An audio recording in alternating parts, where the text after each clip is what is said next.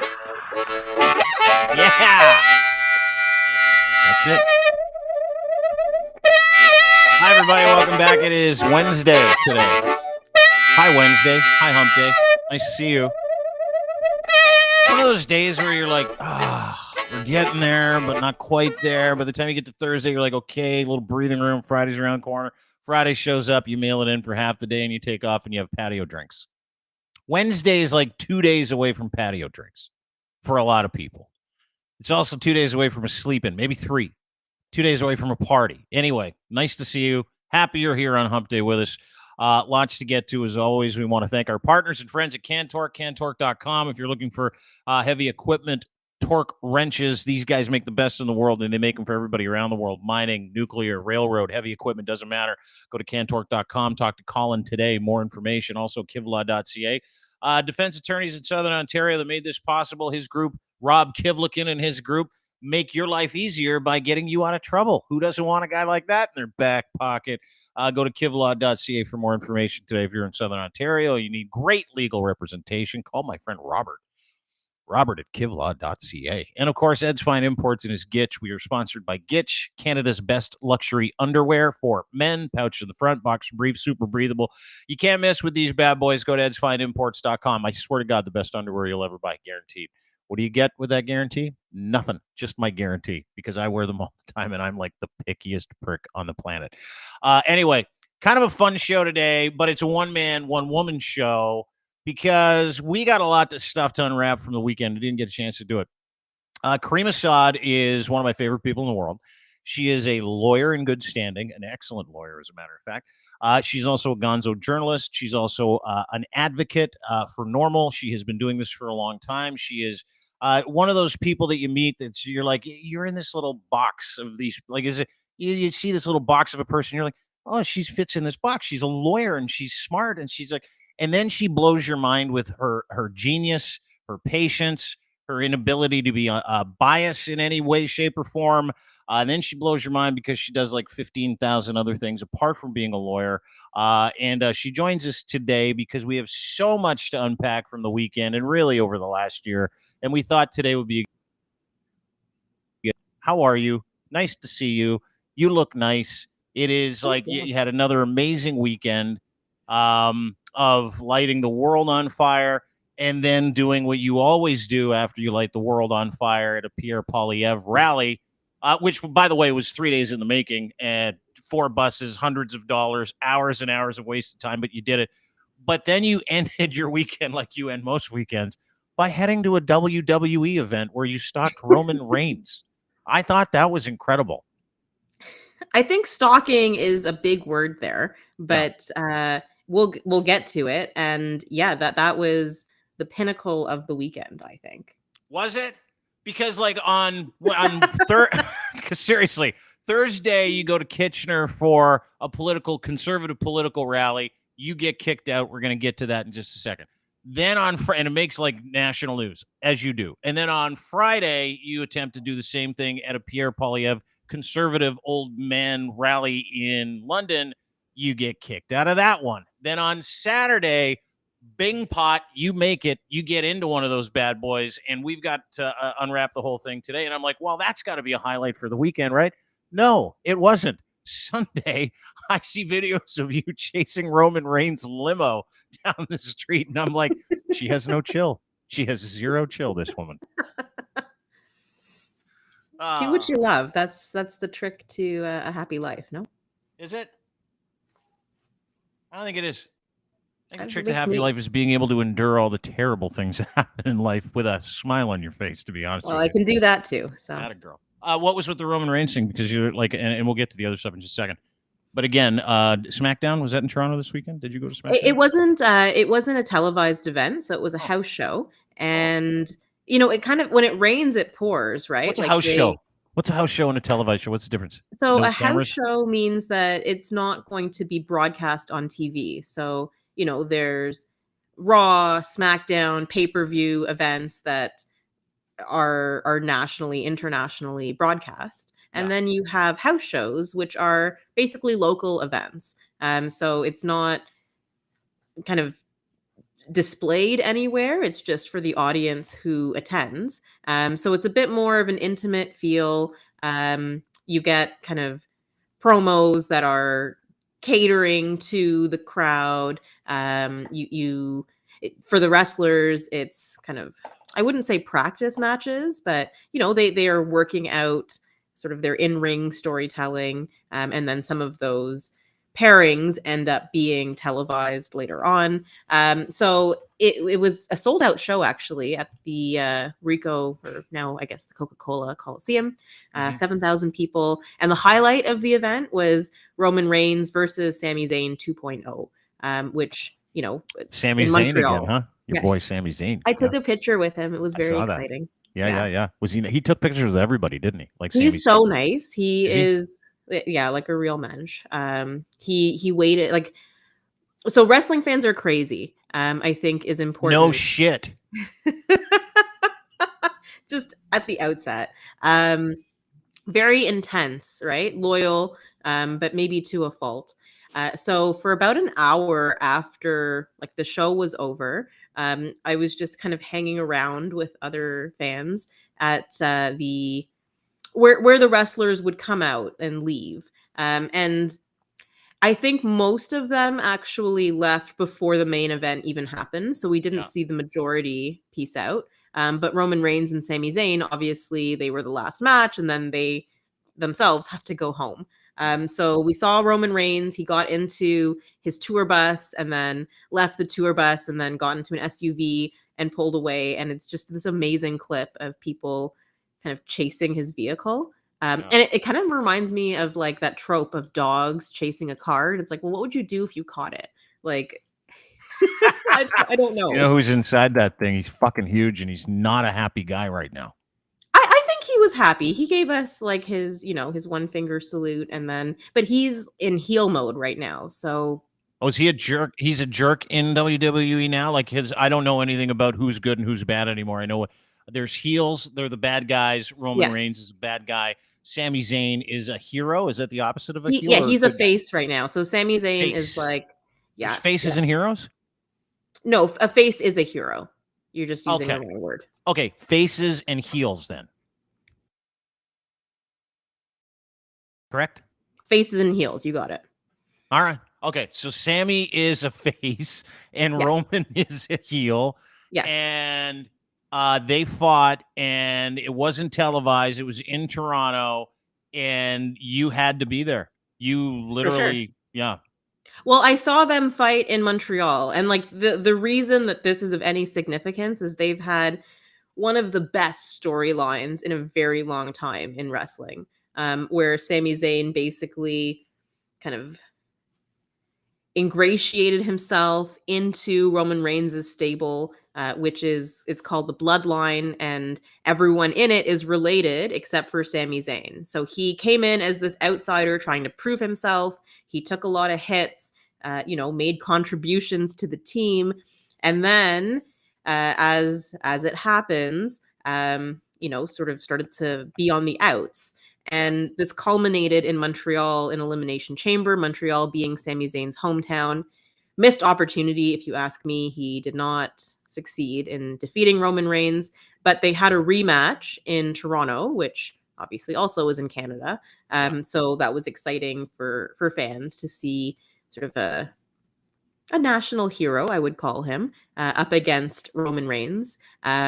Although the outcome of the match, very similar to Elimination Chamber. And sorry for everyone who doesn't care, but this is too bad for you. A lot of people do, though. That's why I don't mind you talking about it. That's why I'm asking you, because every time you put up something about Twitter, you get this like cascade of people going, that was incredible. What are you doing to Roman Reigns? Like that was the what people were the most pissed off about with you this weekend. It had nothing to do with you trying to crash a conservative fundraiser / donor party. It was like, oh my God, of all the things you did this weekend, following Roman Reigns' SUV was like, Caryma needs to leave him alone. He hates when people follow him around. And I'm like, and there's like hundreds of comments. And I'm like, my God, I guess people like wrestling. So when I was going to have you on today, I was like, I guess we're going to talk about fucking wrestling.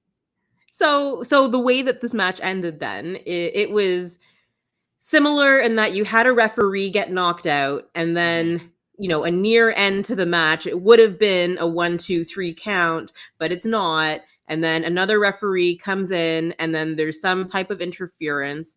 It was a bit more elaborate at Elimination Chamber, involving other wrestlers and kind of another member of the bloodline having to decide his loyalty between Roman versus Sami. And then, he didn't get to make a choice because Sami accidentally knocked him out. And then, the rest was history there. In Toronto, there was a low blow. So when the referee wasn't paying attention, Roman Reigns, punched Sami Zayn in the nutsack. Is that where you got it? Basically. Which, the title wasn't going to change hands realistically at a house show. It happens sometimes, very rarely. And Roman Reigns is close to 1,000 days as the undisputed world champion. So it wasn't going to end here.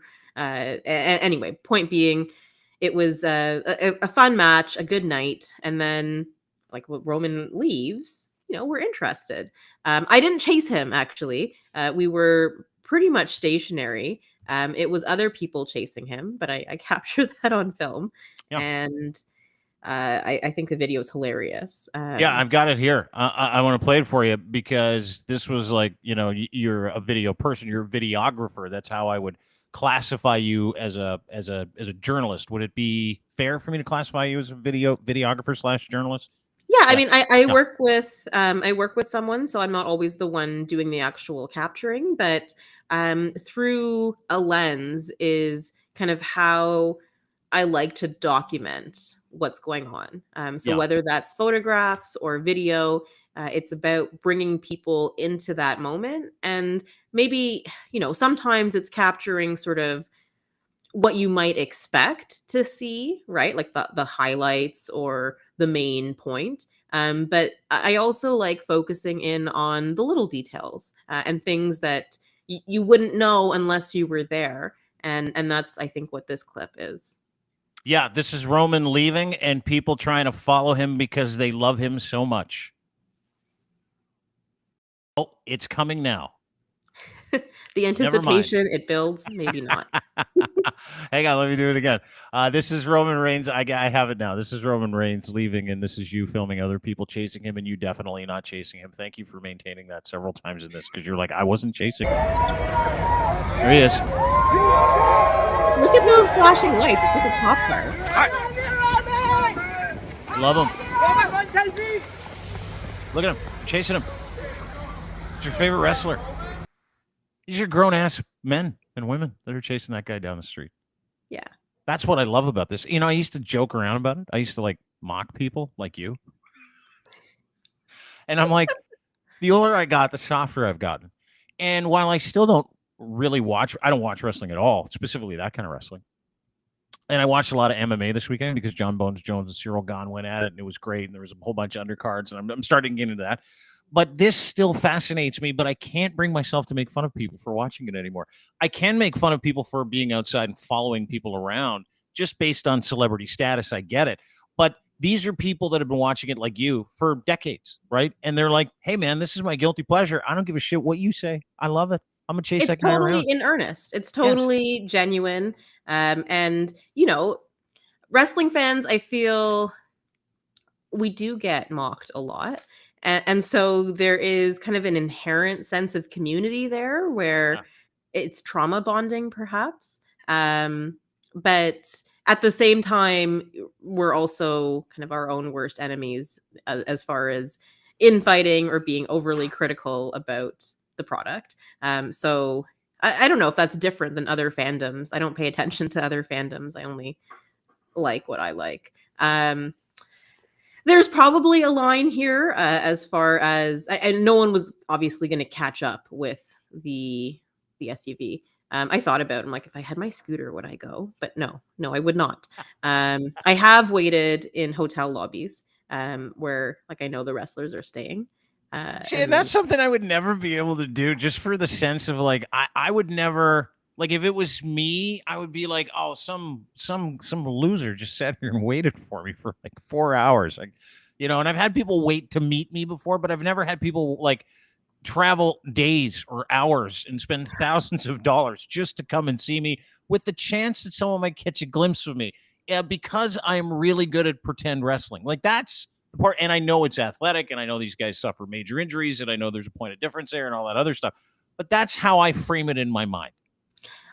I would never, I know people, right? So within this world, I know people who are even more intense and would go to like Do the you? airport or, the More gyms that intense they than work out you? at. More Oh, intense for than you? sure. Really? I'm mild. There's a more uber wrestling fan out there than you. Like you go to AEW shows, you go to like the local shows. Like if there's a wrestling show, you are there and you will scrape your fucking calendar for it. I love it, but I don't know anybody that's as hardcore as you. So when you say they're like you're a light hardcore fan, that makes me laugh because like even behind you now, you have several WWE icons that are there, and I'm like, oh, she's got a championship belt. She's got the history of the WWE on DVD. She's got a book on it. You go to events every weekend. So what is that person? Does that person just live, eat, breathe it? Is it like chat rooms all the time, trying to figure out different storylines and where they're going to go? Like, how does that? Who is that person? Can I talk to them? I mean, I guess I could put you in touch. Yeah. It manifests in different ways, right? So some people are really into kind of the online dirt sheets and trying to predict what's going to happen, who's going to return, what's the storyline going to be. Others are into sort of the breaking of that fourth wall. So the podcasts that come out, the in-depth look at what's real and, hearing from wrestlers who will break down their old stories or here's what was behind this event. Then there's the live events. Obviously, there's all of the shows that happen. So I don't actually watch religiously every week. I'll catch kind of the highlights, and then I stay up to date on Twitter. But there's people who will watch the entirety of the show, and then there's people who, like I said, it there's a spectrum, I think, of what's appropriate versus highly invasive. And I try to not be on the invasive side of that. And when I say hotel lobby, like really that's only for big pay-per-view weekends where it's kind of expected, right? That's going to happen. That's part of the culture. Whether it's toxic or not, I suppose you'd have to ask the wrestlers, and some may feel differently than others. Well, I But watched Sami Zayn, like in the video of you and Sami Zayn taking a picture, and he's taking pictures of everybody. He's like stopped and talked to every single Mhm, person, right? So it's like, mhm. and for everybody, it's different, right? And you see it. You see it because you have familiarity with people, and they see you, and they like when they see you out and about, people go, "Oh, it's Caryma, it's Scooter Girl." Like it's the same thing. It's just like such another level. And I thought everybody was like me when I was like 14, and like my dad pulled me aside, and he's like, "Hey, listen, I know you want to go to the Pontiac Silverdome for WrestleMania. I know you do, but I have to tell you something." And I'm like, "What's that, Dad?" He's like, "It's fake." And I'm like, "What?" Scripted. Killjoy. Yeah. He destroyed him. I'm like, "So Piper's Pit, that's all made up?" He's like, "Yeah, totally made up. Randy Macho Man Savage and Miss Elizabeth, they're not really together." He's like, "I don't know even know who those people are, but the whole thing is made up." He was like, "It's a circus." I remember he's like calling it a circus. And I'm like, "Well, now I can't watch it because all my friends are going to think I'm a loser because I'm watching this fake sport." But somehow there's just been this culture that's powered through that over the past like 30 years, right? Where it's like, hey, we know what it is. It's wrestling, it's sports entertainment, Mhm. it's what it is, but there's the physicality involved. It still kind of blows my mind at the same time. I just don't get it, and I don't get it because the sports I watch, they have an outcome that isn't pre-scripted, and I know that in the back of my head. Unless you're watching the NFL, some people would say that is pre-scripted, but I know that in the back of my head, and that's the excitement for me, right? Mhm. I know that there's like a plan in place for these wrestling matches, and a lot of this stuff is predetermined, almost all of it, if not all of it. I'm like, that kind of takes the fun out of it for me. But I'm happy it doesn't take the fun out of it for everybody that loves the sport. It doesn't, because even though it's scripted, you get to kind of what are the possibilities, right? And then it's almost like you're your own creative. And what actually happens almost never lives up to what we imagine could have happened. So I think disappointment is an inescapable part of being a wrestling fan, especially because it feels sometimes the WWE in particular goes out of its way to upset the fans. So that's another weird kind of aspect of it. But the fact that it's pre-scripted, it doesn't take away from the athleticism, from the gimmicks, from the shock value, because there are twists and turns that still you wouldn't predict. And that spectacle is what's appealing. So it's, it's not really different than watching a movie or, a TV show where the drama isn't real. Even reality shows aren't really real. In the age of social media, like, there are some who would say that the internet kind of ruined wrestling, because now all of these spoilers are leaked in advance and it kind of takes away the surprise element. And I think that's probably true to an extent. And I wasn't really alive for the pinnacle of that, where I just wasn't of age, of the right age. Yeah, I to get it. enjoy You're way that. younger than me. I get it. I know I'm 50. I know you're not. I get it. I totally know what you're saying. But social media has kind of blurred those lines again, where something will happen and it's like, hold on, is this a work or is this for real? Is that guy actually fired? Or, was that rant on Twitter, was that pre-planned, or is he just going off the rails? So, there's still a little bit of that. Is it, what aspects of it are real versus planned? Yeah, I guess. And for the young men, there's a lot of cleavage at those shows too. So I get that. There's a draw there. For the young women, there's a lot of men in tights with great buns running around too. Hot, greased up, oiled up, finely fit individuals. So I get the draw. I totally understand the draw. I completely get it. It Totally. used to be It's way not for more me. misogynistic than it is now. Oh, Degeneration X, dude. That was when I stopped watching, when Degeneration X came in and they were like humping people. Like some guys saying, let's hump this guy to death. That's what we'll do. And we'll do the whole thing with our thing and we'll do that. But dude, it was like, to understand how big wrestling was when I was a kid, Hulk Hogan was the biggest sports celebrity in the world. At one point in time. Bigger than anybody. Like as big as Pele. like seriously, Hulk Hogan. And wrestling, not like that anymore. Right? You don't have that sort of celebrity, that legendary sort of status. It's like, oh, that's niche. It's over here. It's cool. But like back in the day, Hulk Hogan, Andre the Giant, guys like that, they weren't just like, wrestlers. They were like The Rock right now. But all they did was wrestle. Sure, you saw Hulk Hogan and Rocky. He was Thunder Lips. I don't know if you've ever watched those Rocky movies. Still the best movies of all time. But like it's a different story today. It's a totally different, like, and then they've got so many different, like, I can't even keep up with the Monday night and the Thursday night and the Saturday night and the Raw and the this and the elimination and the chamber and the cell and the hell and the this. I mean, give Vince McMahon a little bit of credit because he just kind of sprays it all over the place. But that's another thing that surprises me, that you like the sport and Vince McMahon is in charge of it. There are like one of the worst, categorically worst misogynists in the history of misogyny. There are some problematic aspects of wrestling, if we put it that way. And I think back to kind of when I was watching as a kid or a teenager, and then I revisit those clips and it's like, oh my God, how is this allowed on television, first of all? And why did I enjoy it? And why do I still kind of like it?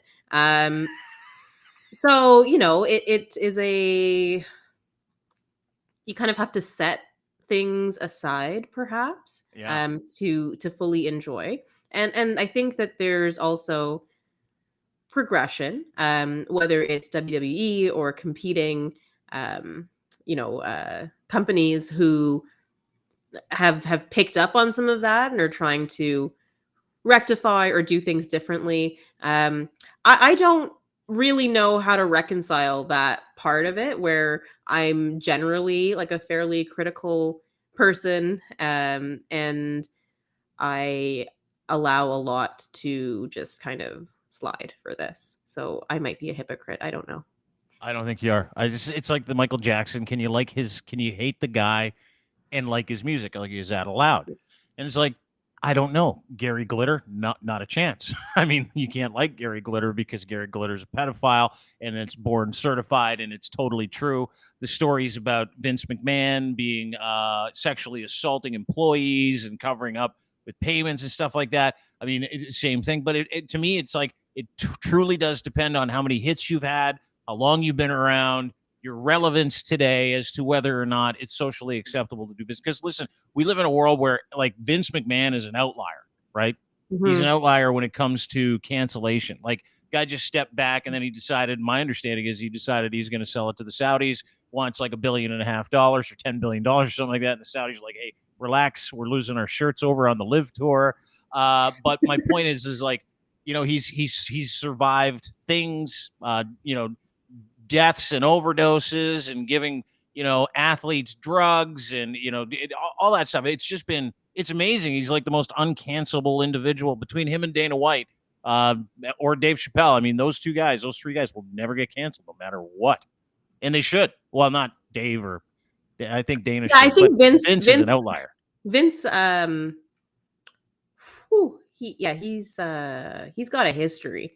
And it's not even just the sexual harassment stuff. Like, there's a lot, and fill me in on some of that, because like it's all out there in the ether, and I'm not a big like, oh, let's see what Vince McMahon did today. Like, I don't follow it, but like there are some not just allegations, but things that have been proven true that man has done that have been just horrific over this tenure at the WWE. Yeah, there's a list somewhere of like the 10 worst things Vince McMahon has done. And I don't remember everything off the top of my head.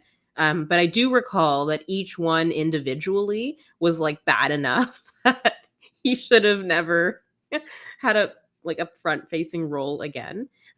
So it's ironic. He's like the best thing that ever happened to the company in the sense that he elevated it to its heights and expanded and made it sort of this household thing, but also just objectively is terrible.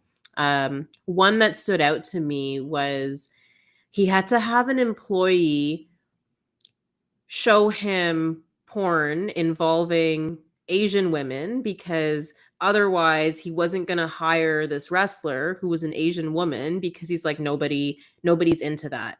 And so they had to like persuade him like, yeah, no, there's people who are attracted to this. And then that ended up being the basis for like, so that one just stands out to me because I can imagine like all of the HR issues involved in that conversation.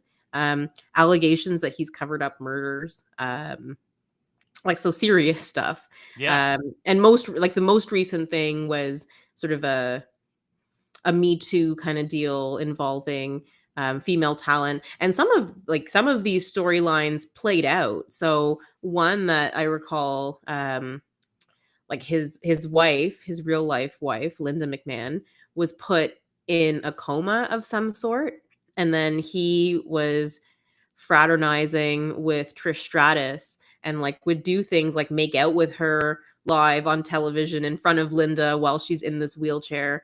Like really just like sick stuff.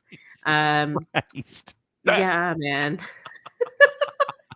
As I'm saying it out loud, I feel like a bad person for having watched it, but it's not all like that. And as you're describing his worst things, I'm like, I'd probably watch that. Oh Lord. He's also like incredibly racist. In real life? Like, well, probably. I don't know. Probably. I think that's probably safe to say. But just like the sort of the stereotypes he's enforced on characters, like he made Kofi Kingston, who is Ghanaian by descent. He made him into a Jamaican character and he had to like fake a Jamaican accent, but he's like not Jamaican. Like there's no part of him that's Jamaican. There's this other clip where he like goes up and he makes some joke about the Taliban to a guy who is like in an Arab headdress. He, I think, has said the N-word with ending with a like, the A, but more than once to John Cena. Yeah. Literally said it right in front of John Cena. Yeah.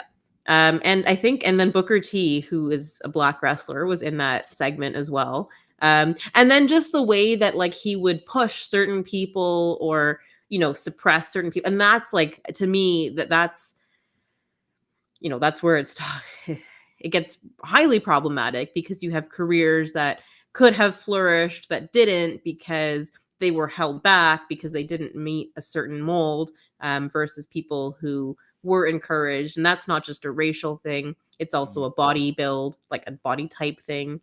Vince has a type that he's, into promoting, I guess. Like a type, a male body type or a female body Yeah, no, type? a male body type. A male body type. The females, like, in the heyday, all of the divas like pretty much looked the same.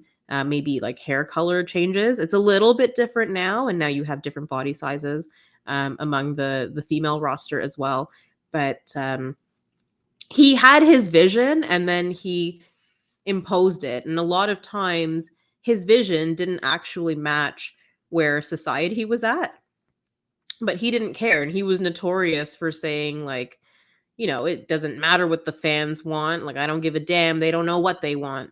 And then he would just do his thing. So, like I say, he's the best thing, but also the worst thing that has happened to that company. Yeah. Well, a lot of that. I mean, it's fascinating to talk about him, and you know what? Actually, I don't really mind talking about wrestling with you. It's not that bad. I don't feel so icky, to be honest with you. Like, I'm glad. yeah. I love it so much. I know you do. I know, to the love point it. where I was thinking, like, I'm watching these videos this weekend of like all the things you did. I'm like, we got to get her a wrestling podcast.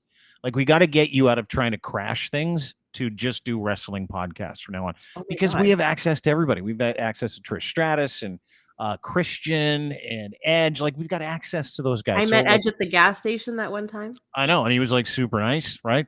Did you bring me Yeah, up? Did you say, "Hey, I'm friends with Dean"? Did he go? I Oh, yeah, I did. like that. Yeah, I did. I was he name like, I dropping love all that over guy. the place. Did you drop my name for real? For sure. Oh.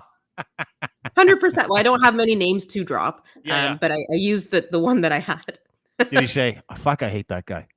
No, he seemed he was affable. He liked Yeah, it. yeah. No, I've interviewed him a ton of times. He might be one of the greatest guys on the planet. Like, he's just a Yeah, nice genuinely person. nice guy. Yeah, great individual. Well, let's get to the business that we're here to talk about. It wasn't wrestling, but I'm glad we did. Other than wrestling, your weekend was filled with trying to get into political events that you weren't allowed into, right? So if anybody was, part and parcel, you can go to crier.co. You can read about it. Go to Caryma's Twitter feed at Caryma Rules is where you can find her. But Caryma likes to go to things in videotape. You've been doing it for like videotape. Record what goes on, fly on the wall. We established that earlier with your wrestling stuff. So you made an attempt on Thursday, right? Mhm. Now, we did a Spaces about this. You can go and listen to that too. It's on Caryma's Twitter feed. But we did a Spaces about this, so you're going to have to bear with me because you might find it boring. I know I don't, but we're going to have to recap. Thursday, you thought, what the hell? I'm going to go to a rally of Pierre Poilievre, who's the conservative leader in this province, in this country, and he's vying for the prime minister's seat, and he has been running around whipping up support in largely rural areas, Western Canada, doesn't do media. I'm just setting the table. Doesn't do media, which is bizarre. Shits all over the press all the time, calls them gatekeepers, says that they're evil, and MSM has got no business. And so what he does is like he curates these very small a la carte press gatherings where certain members of certain friendly press show up, certain members of certain unfriendly press generally don't show up or are not allowed. I don't know how it works. We'll get into it.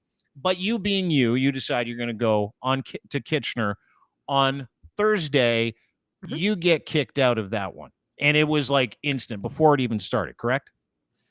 Yeah. So it wasn't a press conference. It was advertised as a meet and greet, and tickets were publicly available on Eventbrite, and that's how I procured them. And I always, just for the record, I use my real name, my real email address. I don't try to attend things under false pretenses. I don't use disguises. I show up as me because there's no reason not to let me in. And I don't have nefarious intentions. I just want to see what's going on. So I show up in Kitchener, and I had been to a peer rally back in April of 2022. So I didn't actually expect to have any issues. And in fact, the thing I was grappling the most with was, if there's an opportunity for questions, should I ask one? And if so, what should it be?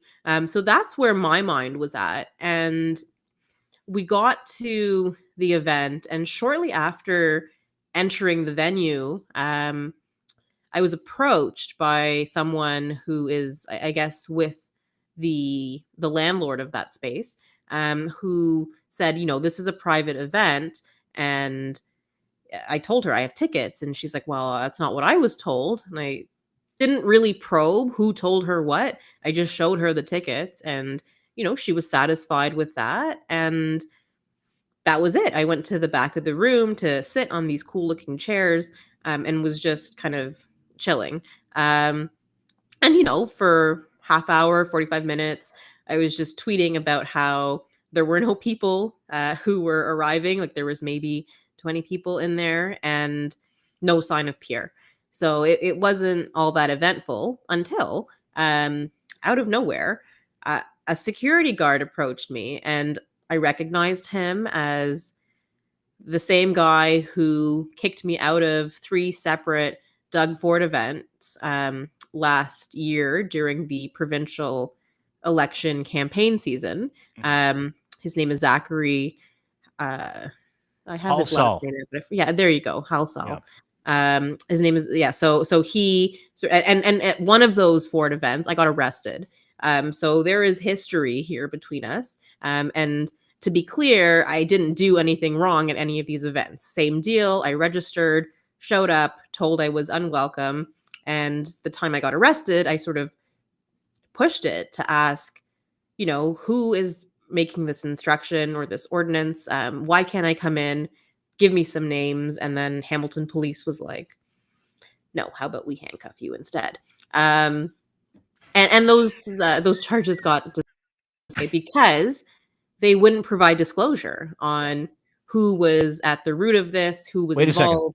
Those charges were dropped because you went to fight those charges. By the way, it was national, international news. It was last summer. Caryma goes to a Doug Ford event in Hamilton. She was kicked out twice before by this gentleman. We'll meet him in a second, named Zach Halsall. Doug Ford's camp didn't want you anywhere near what they were doing, didn't want you looking at it. You were blacklisted, you and your cameraman. And the third time was in Hamilton, and third time was a charm. Second time was in Hamilton? That's where you got arrested? Second time was in Hamilton? So I went back one more time after getting arrested. Oh, yeah, I forgot about that. I don't quit. I never give up. No, Caryma doesn't give up. So the second time was in Hamilton. He has you arrested by Hamilton police.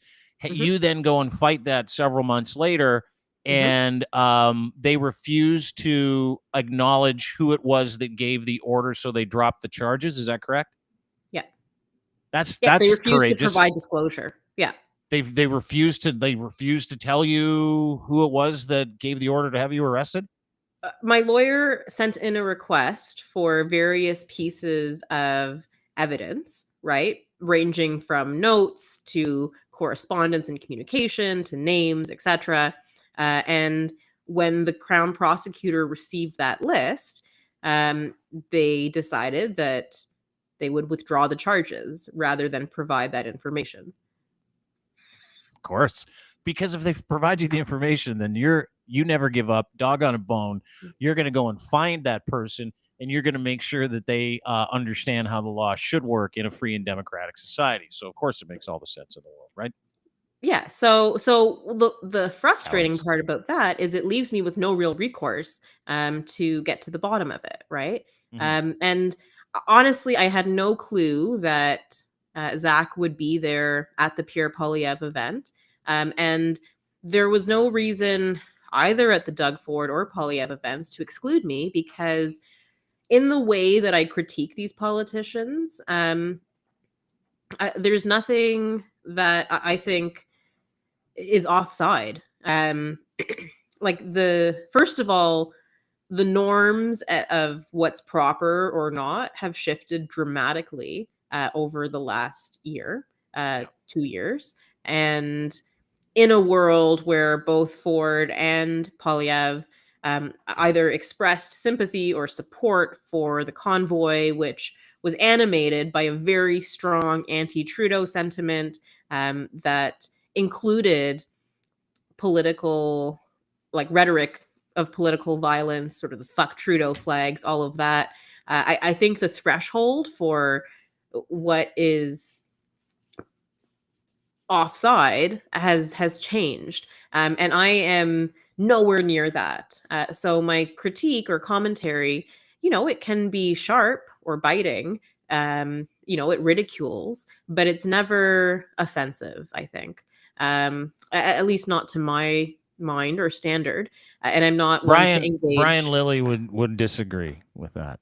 I think Brian Lilly has a lot to do with why I was blacklisted. I do too. Yeah. I do too. I think he's Yeah. got a lot to do with that. I think the ball gag cartoon really upset him. The one where he was sitting on the toilet going to the bathroom talking to his girlfriend, who happens to be Doug Ford's bestie, press secretary at the time, as he's writing for the Toronto Sun, and you're pounding out these articles of her in a towel saying basically, hey, if you don't get it together, I'm not giving you any more information from Doug tonight, and you're not getting anything else. And I think that really upset him, because you ran into Brian Lilly once too, and he was pissed with you. He was not happy with you, was he? I didn't even recognize him. And then he just beeline to me and then started offloading in this. I described it as constipated rage, because I think that is exactly what it was. Because he wasn't quite yelling, but his voice was raised, but he looked like he might have an aneurysm.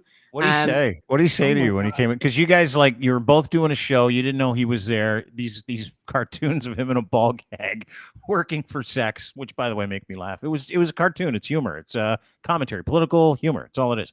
So, yeah, sue me, which he can't because it's political commentary. But so you run into him at a TV thing that you guys are both doing. And what does he say to you? How does that go? I have it somewhere where it's more verbatim, because now I'm a bit removed from it. But I remember him telling me I should be ashamed of myself. And he specifically asked if I've ever seen my comics, which I thought was such a bizarre question, and kind of goes to the fact that he was so upset that he couldn't even think straight to be logical. Because I'm like, obviously, I've seen my cartoons, I produce them.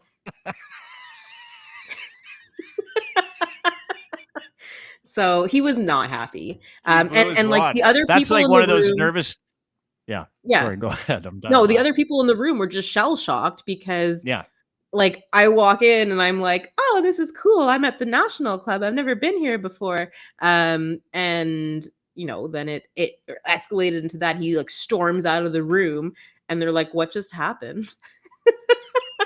You own Brian Lilly. That's what just happened. That had to be satisfying, though. Not even embarrassing.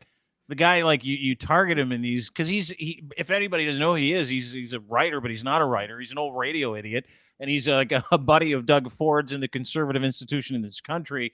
And he was tapped to be an op-ed guy at the Toronto Sun, which is really just pure propaganda at this point for the Conservative Party of Canada and Ontario. And at the same time, he is living with Doug Ford's press secretary. So days in advance of stories coming out, Brian would grease the wheels and go, private healthcare is a great idea for this country. And all of a sudden, 3 days later, Doug Ford would be like, we're doing private healthcare. And everybody's like, what the fuck? How did Brian Lilly know about it? Well, he's banging the press secretary. That's how he knows about it. And then you're bringing it up for all the people to see, which they don't want anybody to know. And everybody knows. And you're drawing light to it. And it's in a cartoon, and it's very funny. He's in a ball gag. There may have been one where he's licking some boots, which made me laugh even harder. So I could see his frustration, but for him to lose his mind when he sees you, you own his brain. You know that, right? My only regret is that I didn't get that on film. I wish you did too. Me too. I would play that every day as I woke up. That would be my alarm in the morning, was him screaming. I'm sure we're going to run into each other again at some other event, because he goes places, I go places, paths are bound to cross, and next time I'll be ready. Sounds like he won't. Anyway, back to Kitchener. Sorry, we took a detour there. So you're in Kitchener, you're getting ready to do this thing, and this Zach Halsall gentleman shows up. Here's the video of that. Now, this is prior to it starting. You're sitting in a nice, balanced wicker chair, enjoying your day, getting ready to watch Pierre Poilievre. It is a public event.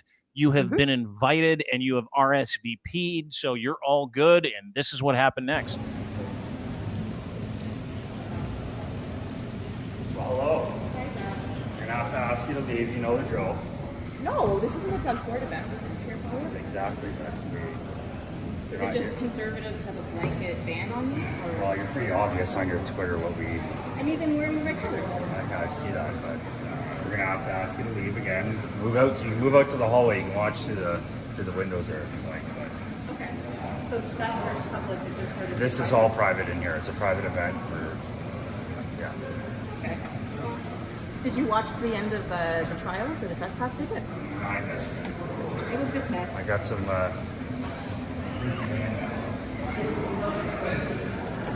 Okay, so let's stop that. Zach comes in. He's like, we don't like your Twitter. You got to leave. That makes no sense in a free world, but whatever, Zach. You're like, great. And then you're like, hey, by the way, when you got me arrested, that ticket, it got blown out because, other reasons. He's like, whatever.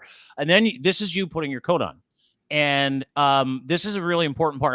Did you see the two Lugans? You see the two guys that were standing there smiling, watching this poor woman get escorted out before the fucking thing even starts with no reasoning, no excuse, nothing behind it. They're enjoying. I want you to pay very special attention to them if you're watching this. This is good stuff. Watch it together. Hang on. So I'm not welcome at any conservative events, it seems. I tried dressing for the part, but alas, watch out. Thank you for being cooperative. I'm not an unfriendly person, just confused as to why politicians hate me. I've never said a single disrespectful word to this guy. No, we see what you do. You put on Twitter. It's pretty obvious. We see Who what is you. we? Yeah. Yeah. There's a logical question, and he just keeps walking. We see, do we? Who's we? And what is it that I'm putting on Twitter that prevents me from being in a public space with your candidate? And you guys created it. No, wait, hold on. We have to stay on this part of the hallway? Here, so we have to ask you. Like just behind the yellow line there? Well, through the doors, yeah. Through, like, outside? Well, just out here. You gotta leave this area. Yeah, okay, so the yellow line. Sure. Thank You as well, sir. Thank you. Nice. Pleasant-ish. I only booked my ticket. Look at those two cats. Did you see those dudes? You see those guys? These guys. The one on the left, his name is, what's his name again? McBride. Curtis McBride. Curtis McBride. He shit posted me all weekend on Twitter, by the way, this guy. All weekend long. He's a Really? millionaire. Yeah, he's got lots of stuff to do. He's got lots of money. He's the main tenant in that beautiful building. Obviously a supporter. He informed me he voted green for some fucking reason, and then shit posted me for the weekend, and then asked if I'd like to have a conversation with him. I'm like, absolutely, fire away. Let's have a conversation. Never heard from him again. This gentleman on the right, no idea who he is. The shit-eating grin on his face, though, for some reason triggers me, and I'd like to go into this screen right now and do something about it. I don't know why. It's just how I am. Anyway, look at these guys having a great time watching a woman of color, a reporter who these guys just don't like. The conservatives in this country just don't like and don't want her there.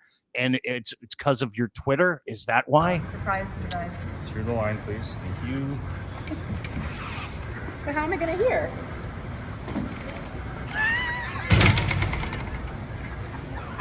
You gotta be kidding me.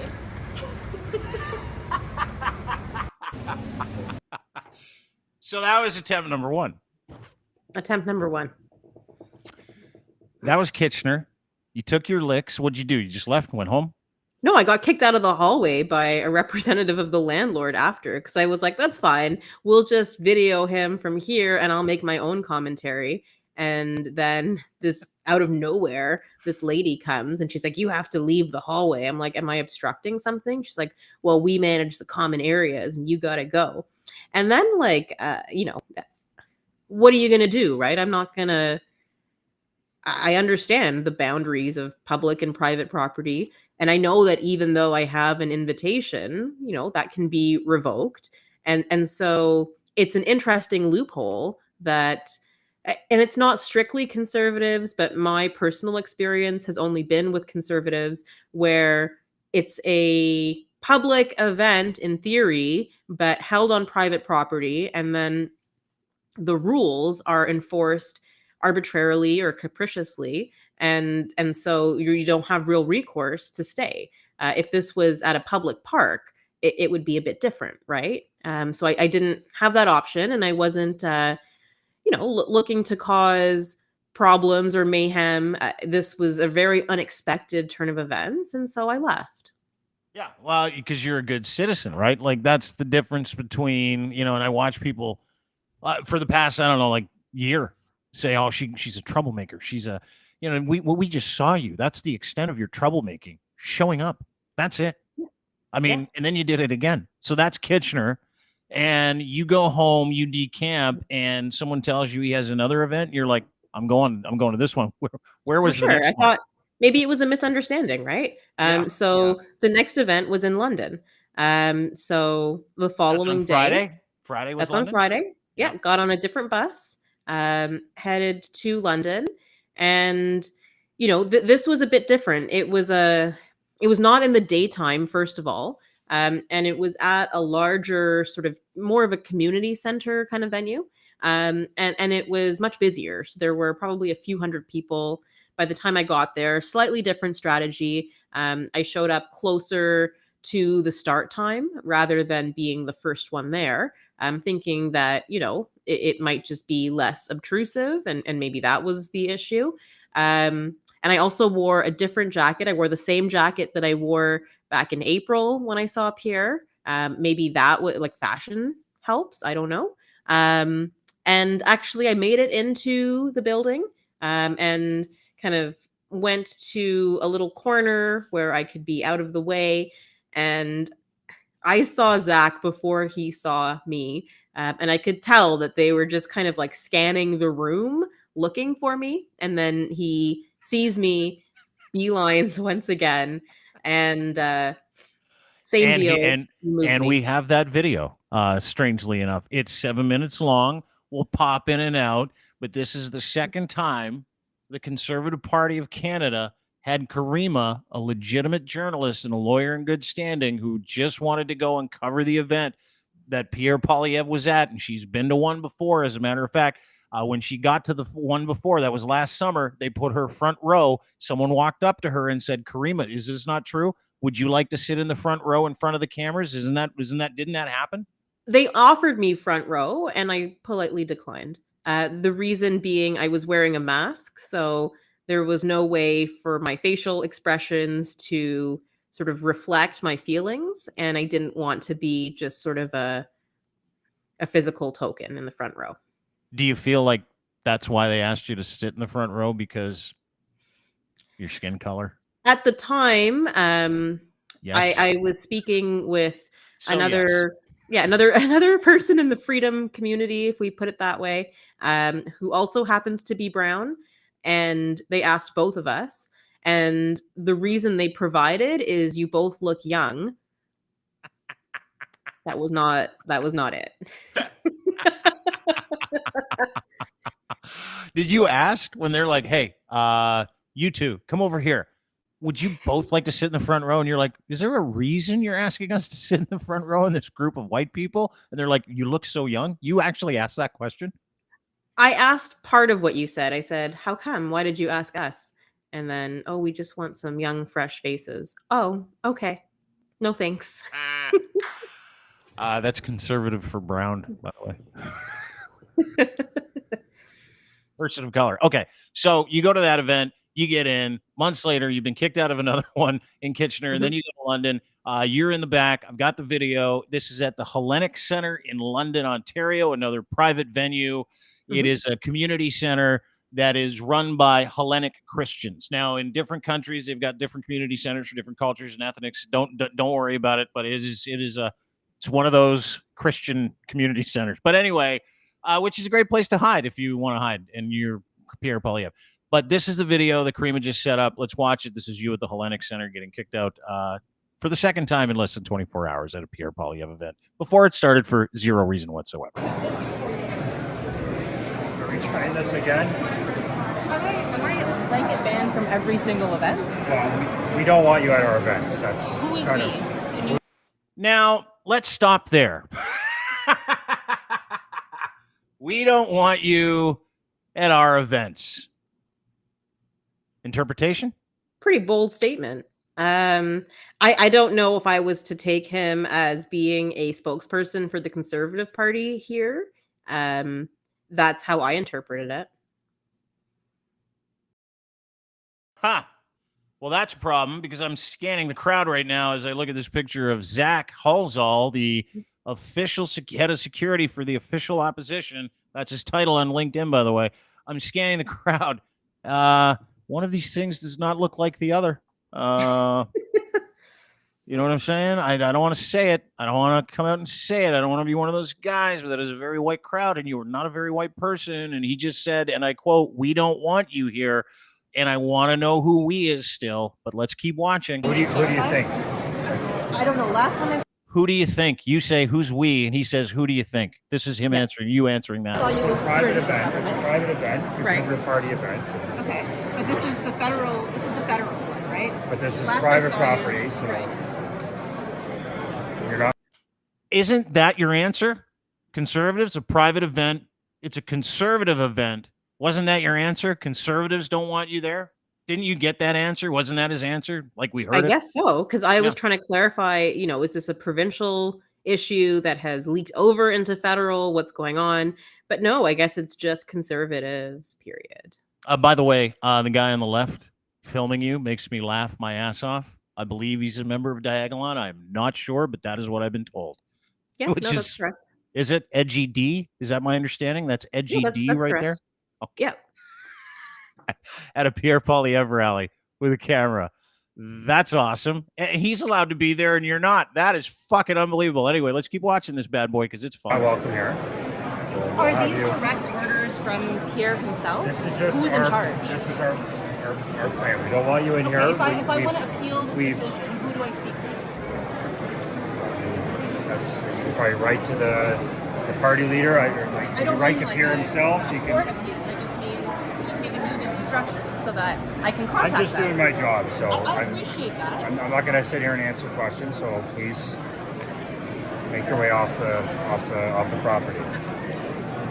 It's a little bit frustrating because every time I do this, I You're register. doing it to yourself. You're the one coming. Like you know. But I'm coming what the because I'm outcome's interested. gonna be every I'm time. interested to hear. I actually had no idea you'd be here yesterday. None whatsoever. Oh, that's fine, but we're. Because I was at a Pierre event in April, right? In April of last year, there were no problems We also because see I'm what you put unobtrusive. online about them, and why would we invite you to a private event if you're gonna Are do there what you do? specific There we go. There we go. You just nailed it. That's all I had to say. The Mhm. first 12 times before he had you arrested. That's all I had to say, Caryma, right? Well, because you stand in opposition, some of your views stand in opposition to the views of the people in this party, so we don't want you here. Basically. Yeah. It's How just not else? How else do you interpret that? Well, he just said it. Yeah. He just interpreted it for us. Zach Halsall, the interpreter, the former cop. Not private great security. at answering questions, though. No, for he's someone terrible. who's No, he's not in job communications for a reason, Caryma. I'll just tell you that right now. Okay? He doesn't do your job or my job for a very specific reason. Is he's bad at this. He's bad at communicating. So he's just a heavy. He just comes in but he gave all the goods right there. He's like, listen, the conservative parties of this country, in this country, don't like you because your opinion stands in contrast to the things that they're trying to convince other people are going on. You're telling the truth and we don't like it. That's what I just heard. Fucking wild. things I've said? Because every I'm not going time. to get into specifics, so please, can you remove yourself? If not, then we'll go down the same road we did in Hamilton last year. Okay? Oh, That another didn't threat to resolve arrest. well because they dismissed it because no one provided information about who gave the instructions. I don't need to tell you. Please back off with the camera out of my face. Oh, a There's little anger. that's fine. I'm not going to argue distance-wise, but I mean, Pierre took a beating online yesterday, right? Like the optics of him being friends with Christine Anderson, who's very anti-Muslim, and then tossing me out of his event. Like it's not good optics. And he's the free speech. Well, I'm not going to get into what his views and his policies are. Because you can't, like literally can't. That's not my job. I mean, capable. So can we, not cause any more issues? You can use this one over here. You can go with this one if you like. It's up to you. snowy. There's no path. Okay, well, what about this one over here? Where everybody else has been coming in and out. Is there any like manager I can speak to? Are you the head on? Can you find me the manager? That's the best. I am the guy to talk to, yes, for this. I can go get the building manager if you'd like, but they also don't I'm want not me so here. concerned with the bill. Like, I mean, that's fine. They're the owners. That's fine. But if I want to write to someone about this, or people want to write in, who do we write into? That's all I want to know, and then I'm out of here. All right, I can get you that information if you'd like. Okay. Oh, now he can get you the information. You know why? Because you said, get me that information and I'm out of here. That guy's like, I'm tired of dealing with this person, so I'm going to get her that information. Yeah. I'm going to wait here. Sure. Thank you. Yeah. Well, that's nice. It's going to get you the information. They're kicking you out? Yes. And now this is your interaction with Diagolon member an extremist group, Diagolon. His name's Edgy D, who's at a... just keeps getting fucking better. I'm looking at you smiling and laughing, going, yeah, this is exactly what happened in London. They don't like my Twitter account, is what he said. Interesting. Were you like inciting violence or anything against them? Or... That's a member of Diagolon that doesn't get it either. Never, nothing like that. You can follow me, Caryma Rules, Caryma. Ah, Scooter Girl. Okay. They don't like her kind around here. No, apparently not. What do you know about Scooter Girl? I've seen you roll up on your scooter to some rallies, and they go, "Oh, Scooter Girl's here." You go, scoot your ass on out of here. We don't like her kind. Reception. You know what though? I've been able to make some friends, so it's not universal hatred towards me anymore. I'm not that bad. I'm not that bad. That's my mantra, by the way. That's a bumper sticker on my car. When someone says, what are the rules of life, Dean, that you live by? It's like, I'm not that bad. I swear to God. He thinks I am, but I like this filming style. They're really intense. it's it's hard because it's a loud room, right? So we want to get the volume properly. It's not meant to be intimidating. I don't think he's a big guy. I think this is interesting though, because like I'm assuming you're more from the left. And it's like, it seems like Pierre's campaign is against free speech in some ways. He gets it, right? And that was actually the beautiful thing of this weekend. And I guess we'll come to this in a minute, but the non-partisan support that I garnered, right? People who identify as conservatives, as liberals, as NDP, as not belonging to any party, but this seems wrong, who really like stood up. And like that was such a humbling aspect of this whole thing. Yeah, you had people from all walks kind of stand up and go, yeah, this is fucked. Like to the point where, and I'll just quickly have a quick sidebar before we get through the rest of this video. I don't even know if we have to. But to the point where I was shocked that, and I like this one gentleman that sent you a tweet, is one of my top 2 people on this planet that I would like to spend 5 minutes alone with in a soundproof room. And it's Ezra Levent from Rebel News. So you tweet your first ejection, like no freedom of speech. And Ezra, fuck, I couldn't believe he did this. Kind of grossed me out. I don't know what you're going to do with this, but whatever. He's like, Caryma can be irritating, as most journalists are. She was innocuous here. I believe private property and the right to exclude people from it for any reason or no reason, but it's not a good look for the party of free speech. And it feels like things to come. Like these are Pierre Poilievre's proxies that are saying, dude, like that, you're making us look bad because we're stumping for free speech for you, and you're killing free speech at these events, and that is not a good look. And for a guy like Ezra, who, by the way, lies for a living, steals for a living, it's what he does. For a guy like Ezra to come to your defense, and listen, there's something in it for him too, because he wants to lean into your audience. You know what I mean? For sure. He wants to. Yeah. So that, but I found that very fucking fascinating and gross at the same time for some reason. I don't know why. Yeah, and I think that it's funny as well, because that's the type of thing that gets weaponized against me, as if I somehow have control over who reacts in what way to things that I post online, which I don't. And, the most I can do is engage with or amplify or respond to, and that's at my discretion. And it's my own sort of personal protocols that I follow for that. But the fact that him and then sort of other notable people who perhaps are reviled stood up and were concerned about this, there was a weird duality to it, where it's like, oh, that's nice, like they get it, but then also like this is backlash for me. So that was, what can you do, right? Everyone's always mad at everything. Nothing. I've been shocked at the things that people have started to agree with me on too. It makes me go, am I on the wrong side of this equation? Anyway, so Zach comes back with an email address here. This is him returning. He's got an email address for you in this video. We're not done yet. We're almost through, a couple more minutes left, and let's pick it up. Where's that? All right, we got you an email address. You got something to write it down with? Sure I do. Okay, so executive director at conservative.ca. Feel free to send them an email and Executive, wait a response. is there like a space or a period or anything? No, it's all one word. At Executive conservative.ca, yeah. Conservative Party or just conservative? Just conservative.ca, yeah. There was one question from Twitter. This is not my question, but Twitter wants to know if you're single. Can you tell us that? I'm not going to answer that. Sorry.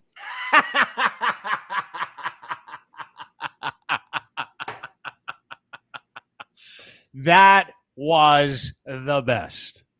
All that a anger. little bit of off script, right? Yeah. That's journalism to me, sister. That's one of those ones where you're like, what a boss.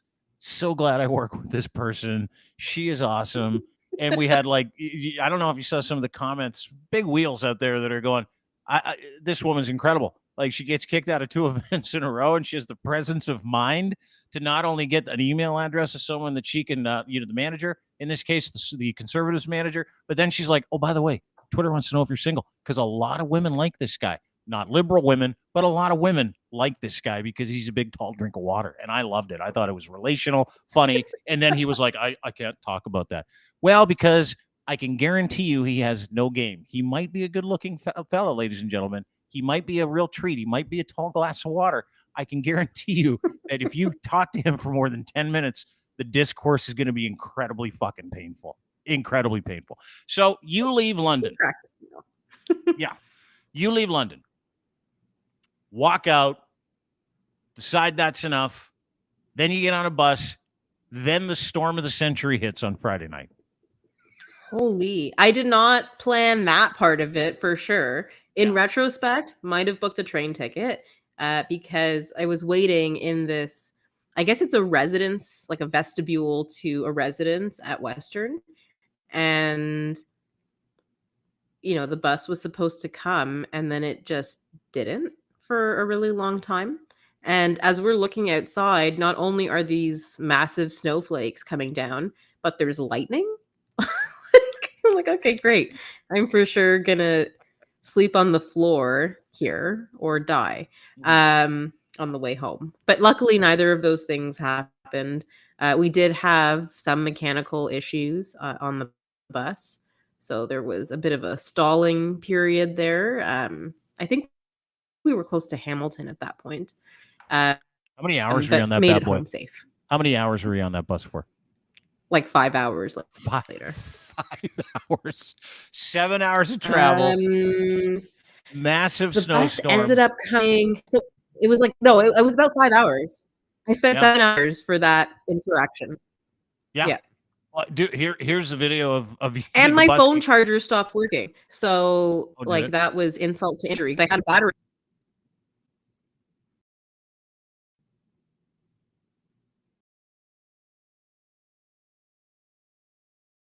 Can you hear me? I can hear you. Oh, okay. Now you got me. Yeah. Sorry, you cut out there for a second. Now you're back.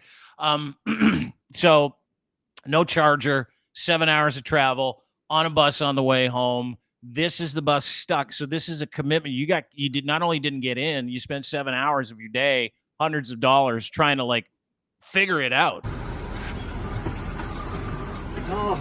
what happened? Don't ask me what happened. If I know what happened. And like, you know, that's yeah. Look at that guy. Look at that. Bus driver has no clue what's going on. He has no idea what happened. Anyway, so He was such a sweetheart, by the way. Like, he got Was us he there awesome? safe. He was a very good driver, and we thanked him. He looks nice. That's a nice little aside too. I mean, we talk about how much of a pain in the ass it probably was to be on that bus, but hey, nice human evening where you meet a nice bus driver. It's not the worst thing in the world, right? You get home Friday, finally. What time? 2 o'clock in the morning? 1 o'clock in the morning? Time to Yeah, get home? about 2 o'clock. 2 o'clock in the morning. Then you decide to go for the three-peat. That's right. Yeah. Here's the video of you getting on a bus. By the way, this is also one of my favorite new videos. Taking all stops to West Harbor. We've got about 3 minutes, the door's closing. Third time's the charm.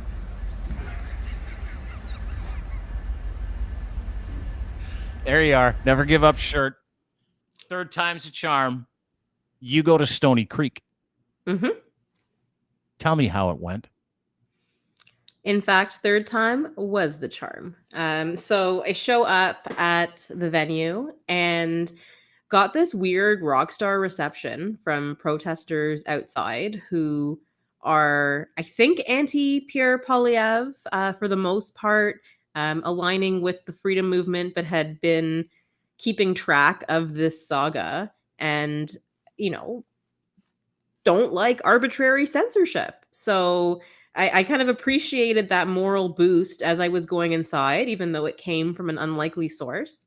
And at the entrance, there were security guards, not Zach, but they were checking everyone for, I think, signs, because they didn't want like signs to pop out at inopportune times and make for bad photo ops. And I didn't have anything like that, obviously. And then I got into, it was like at a reception hall, so like where they might have a wedding. Get in, I'm handed this little Pierre for Prime Minister placard. My cameraman gets in, you know, we're like, okay, let's seize this moment. We did sort of a full walk around the room. And as we're going, same deal where people who I've been documenting at rallies for the past 2 years are approaching me saying, I saw what happened. That's crazy. Are you going to stay today? What's going on? And I didn't have any answers, but, you know, just sort of was chatting with them and talking about the reasons I was banned or the lack of reasoning that was provided. Same deal, like where there was just universal disdain for what was going on. And after doing a full loop around the room, I get back to the entrance, and then this guy whose name is John, he sort of comes towards me and he's like, can we go over there to talk? And I'm like, okay, great. But okay, yes, let's. Here we sure, go again. No problem. Is that were you thinking like, okay, yeah, they're just going to kick me out again. That's what's going to happen. Pretty much. That's where my mind was at. I did know going in that I had been CC'd on probably at least 25 to 30 emails to the Conservative Party, which, you know, were all saying the same thing. What are you guys doing? Why are you being like this? I also know that there were some emails sent in to that same email address that were celebrating the fact that I got kicked out and kind of endorsing that activity. So People are so stupid, aren't they? They're so petty. They're like, I'm like, so happy she didn't get in because she couldn't get any information, and we don't want her to get any information because that's our candidate, and she was just there to wreck it.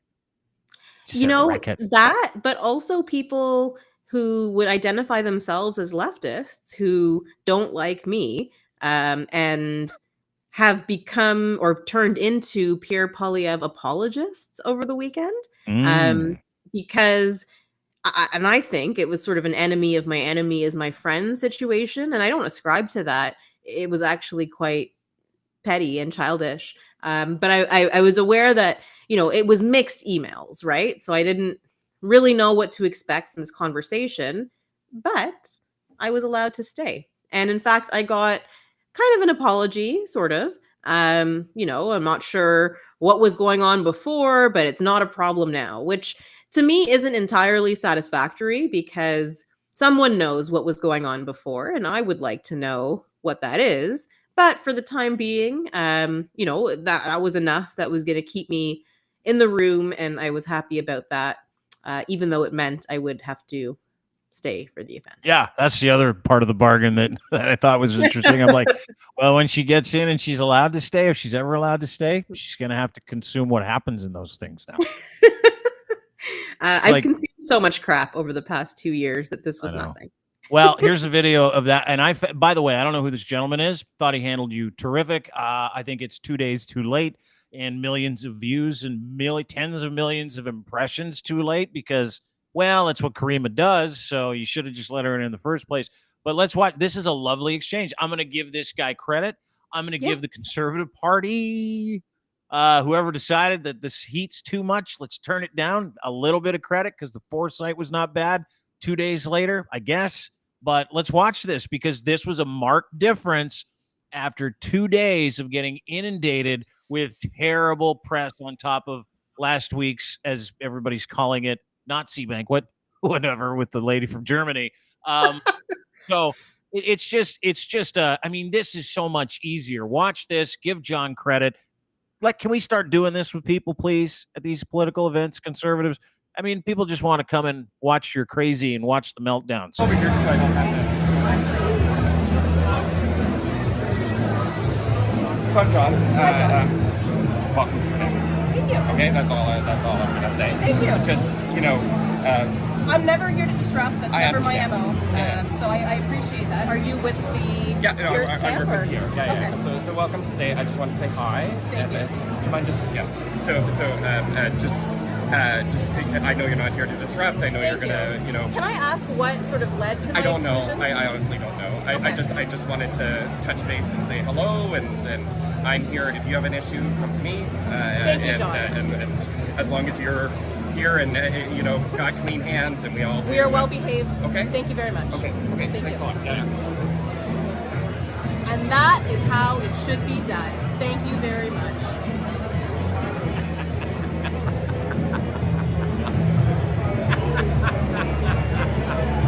Never give up. Never give up. You did it to the point where you got to meet Pierre Poilievre. There it is. There's the picture of you and PeePee. He looks healthy, looks happy. You, on the other hand, do not look overly pleased in this picture. I'm kind of, there's a little bit of I was not discourteous. Tell me about that experience meeting him. What was the deal? Like, what were the rules in you meeting him? What was he like? What was that whole experience about? I didn't get special treatment. Everyone got to go get a photo with him. So basically, they had these tables set up to create like a single line if you wanted to go pose for a picture. I had probably 3 separate staff members approach me specifically to say that, it's not an interview. You can't ask questions. It's just a photo. It's just a meet and greet. And I was like, okay, like, relax. I'm not going to ambush your guy. They did have the music turned up really loud at this point, which I thought was interesting and probably meant to prevent anyone from surreptitiously recording. And also, once you got to the front of the line, like you couldn't have someone else take the picture for you. We had to hand the phone over to their guy, who then snapped the images. So it was very tightly controlled. And our interaction was fairly brief. I did confirm in advance when they were laying out these rules. I'm like, well, am I allowed to make a statement am I allowed to speak? Am I allowed to look into his eyes? Like, what are the parameters What here? can I do? Yeah. So I did both of those things. And basically, I went in for a fist bump because I have kind of sweaty hands and I don't actually like touching people if, I don't have to.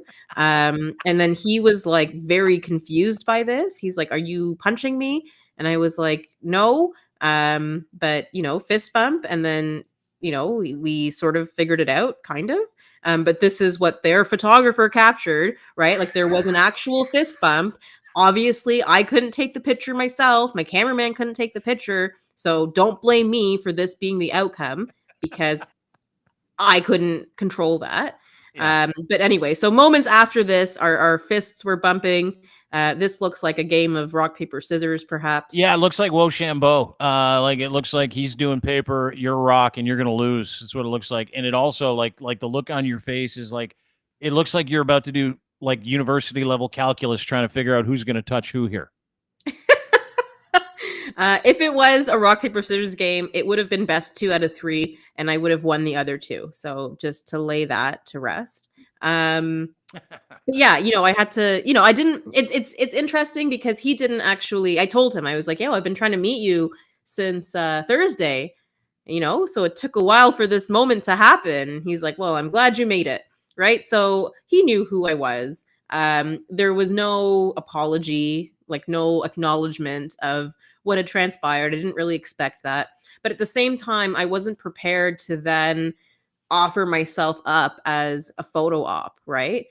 So that's kind of that was probably the hesitation and reservation that you can see. That's where it was coming from. I wasn't trying to be disrespectful, but I also didn't want a picture of us just grinning together because we're not cool like that, right? So that's the best we came up with. Yeah, that's a good one though. Like that says everything to me in that one picture. It says this has taken me 3 days. That's the look on your face. I've been kicked out of like dozens of these and I'm tired of it. And the look on his face is like, thank God it's over. When I saw him in April, like they had the same deal. So I think at every event he like does these photo ops, which explains why there are so many problematic photos of him circulating online. And I didn't wait in line for that, right? Because I'm not into that. I wouldn't pose for a picture with I would never wait in line to do that. Here I decided to because it culminated, the 3 days of what was happening. But the irony is there would have been no picture if I had just been able to attend the event on Thursday. I definitely wouldn't have made the effort to go to London, the following day. So this was a situation of their own creation, and not one where, I get accused of this a lot, right? Like attention seeking. And first of all, attention is not inherently a bad thing. I think that's why most people use social media to bring attention to their respective, ideas or causes or what have you. And it's up to others whether they pay that attention or not. So I'm not paternalistic in the sense where I'm going to self-censor because I'm worried about people paying me too much attention. That's silly. And, moreover, this wasn't only about meeting him or kind of a gotcha. I just really wanted to assert the fact that I am a Canadian citizen who has no criminal record, no history of disrupting events, and was entitled to attend where I had proper registration. So I wasn't seeking special treatment, but I wasn't going to tolerate discriminatory treatment. And even someone with a criminal record or with a history of disruption, I think that those situations, obviously, like it would need to be managed on a case-by-case basis. But when we start excluding people from public participation, especially where it touches on democratic processes, I think that's a very dangerous road to go down. So absolutely, this was about proving a point, and I think I made it. In spades for 3 solid days. I mean, that's kind of what I loved about it. Like, I'm not, and listen, as you may not noted, I'm not using harsh language to discuss Mr. Poilievre today. I'm not, taking shots at him and his group of conservatives because this is a serious issue to me, right? And it's fun to joke around, dunk on people that, show things that they shouldn't show and doing things they shouldn't do. But like, well, the one thing I had a couple conversations about this weekend about you, and they're like, a friend of mine said, she's just trying to get in just so she can get in. Like that's the exercise. And I'm like, no, she's not. That's what you don't understand. And he goes, well, you guys do this. He said, you guys do this all the time. And I'm like, no, this isn't a planned thing. Like, we're not agitators. We don't sit and come up with a plan that's like, how can we make these people look bad? They did that on their own. And they did that on their own by discriminating against a reporter, a journalist, a brand, a woman of color, a lawyer, a Muslim at a conservative event. And you want to talk terrible optics? That was maybe some of the worst optics I've seen outside of the convoy, which was fucking hilarious, and the Christine Anderson thing. And it happened like a week after. And I'm blown away. Like, listen, take ideologies out of this, right? If that is the group, that's the brain trust that discriminated against you for 3 straight days without due process, information, consistently doing the wrong thing. We, the conservative people, don't want you in our events. We don't want you here. And then they destroy themselves through that process without due process. Do you really want those people running the country? Do you want a group of people who can't manage an Eventbrite list? I use my Managing real your name. tax I use my dollars. real name. Just think about that. There's the same people that aren't looking at a list of people that have RSVP'd and been invited to come to a political event that are kicking that person out of that event because they don't want her there and they didn't know that she was coming. They want access to CSIS's documents. They want access to your bank account. Are you fucking kidding right now? Like, that's a real life application. It's ideology free. You guys can sit there and go, you just hit no, man. If this, like I said the same thing about Trudeau when he called the pandemic election. And I'm like, really? You think that guy's going to keep us safe when he's literally making us go and vote at our sickest? Like, you think that's a leader? Not a leader. That and that is really what I got out of this. More than anything is like, holy shit, we're in trouble if this guy gets in, because if that kind of incompetence is systemic, which it is, if they can't even get that right, what are they going to do when they get into power? Nothing and that's good. not even touching on like his actual speech, which was just, rife with nonsense, like nonsense policies, just totally populist, like just not making sense really, but people were cheering and were into it. And yeah, overall, I was not impressed. What was it? Yeah, like we haven't even talked about that. I mean, what was you got to stay? What happens in one of these things? We only ever see fisheye lenses of people like going in and go, I broke into one of Pierre's things. And it's like, whatever. I mean, but what was it like to actually be there? What was he talking about? What were some of the messages that you heard where it was like, is this guy fucking for real? Like, this is what happens. There were aspects of it that were identical, I think, to what I heard in April when he was in Toronto. So I thought that was interesting that it was sort of some of the same ideas.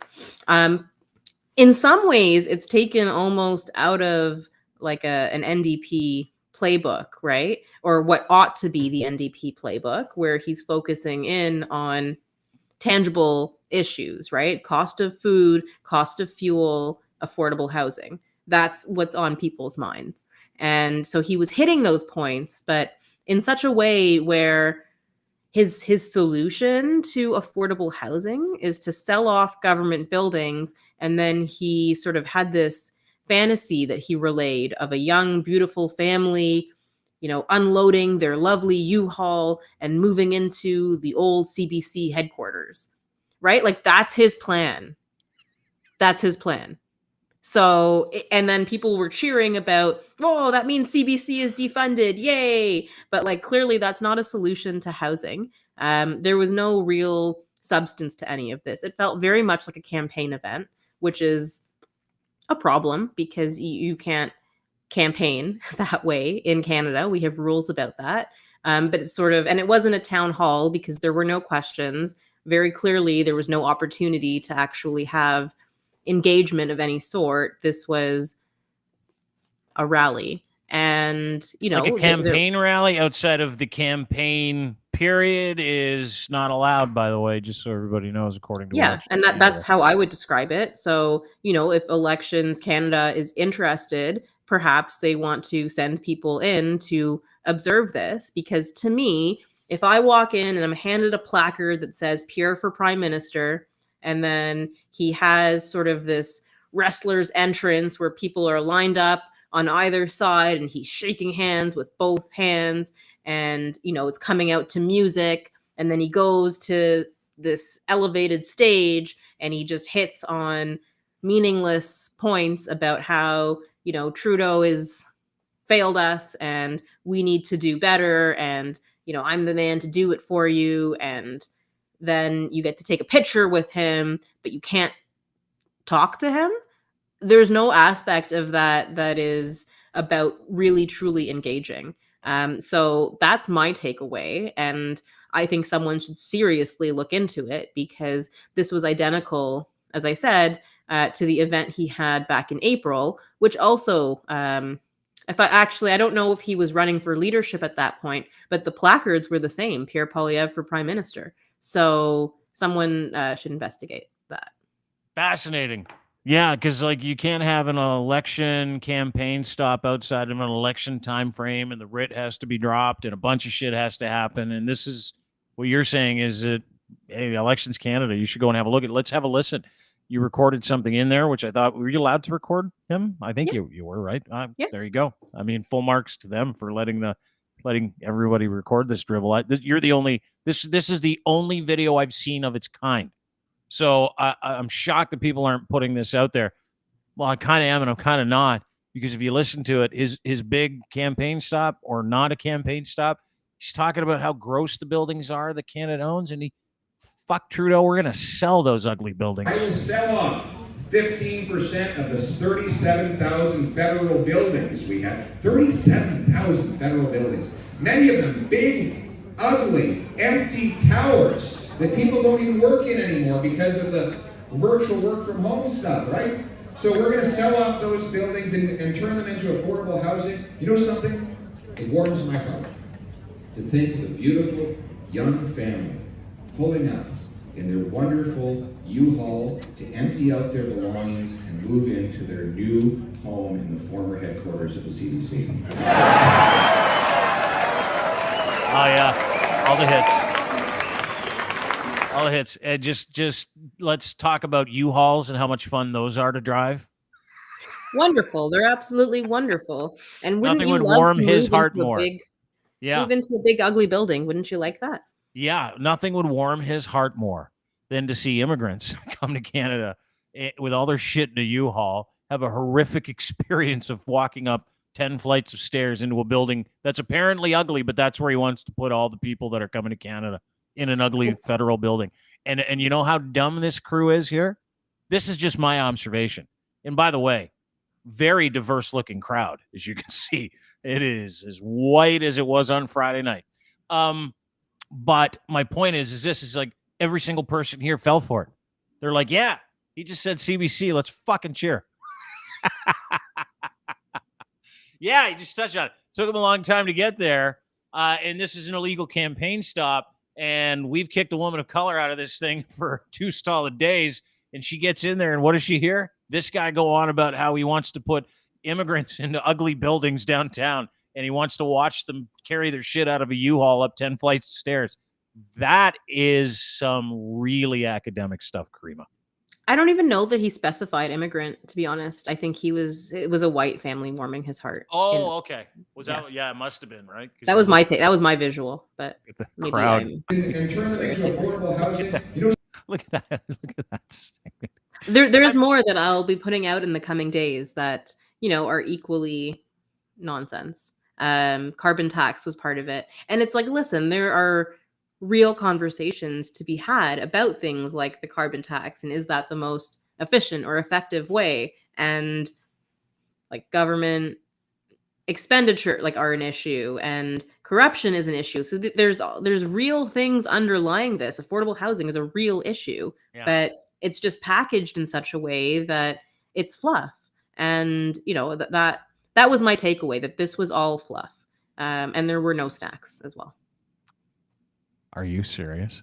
That all those people that are together for hours, no coffee, no crackers, no square sandwiches or triangle sandwiches, funeral sandwiches, nothing? Nothing. I can't even believe you went now. That's usually like one of the things that has to be on the dais, right? I usually, yeah, that's it certainly it bumps an event up on my list. We put it that way. I know it does. That's why I'm laughing. I think it's funny, and I can't believe they didn't feed anybody. But it costs money. Is this like? Is this? I mean, you've done it now. Do you plan on going back, or are you like, I got the vibe. I know what it is. I met the guy. Job done. Or is this like your new thing? Are you going to pivot away from following the crazies, and are you going to pivot over to following these crazies? There was overlap. So I like that. I like that sort of consistency because there was clear overlap at this event.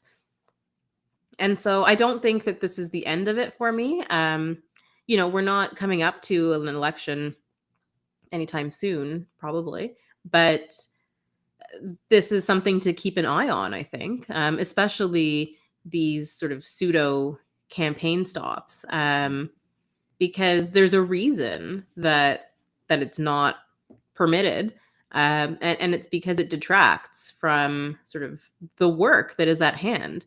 And if I was a constituent of his riding, I would probably be upset at this tour that is seemingly without purpose, and question what it is that he is doing. Are these people being adequately represented? Obviously, when you are the leader of a party, that puts new things on your plate, and that's a lot to manage and juggle. But why the traveling circus? What is the purpose?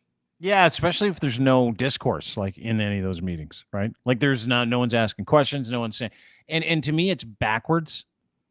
It is, and again, ideologies aside, if you just want to look at a public servant, you're serving the public's perspectives. You're not giving them their perspectives, right? You're not telling them what this is what he's doing. And that's the big sea change in politics in my lifetime.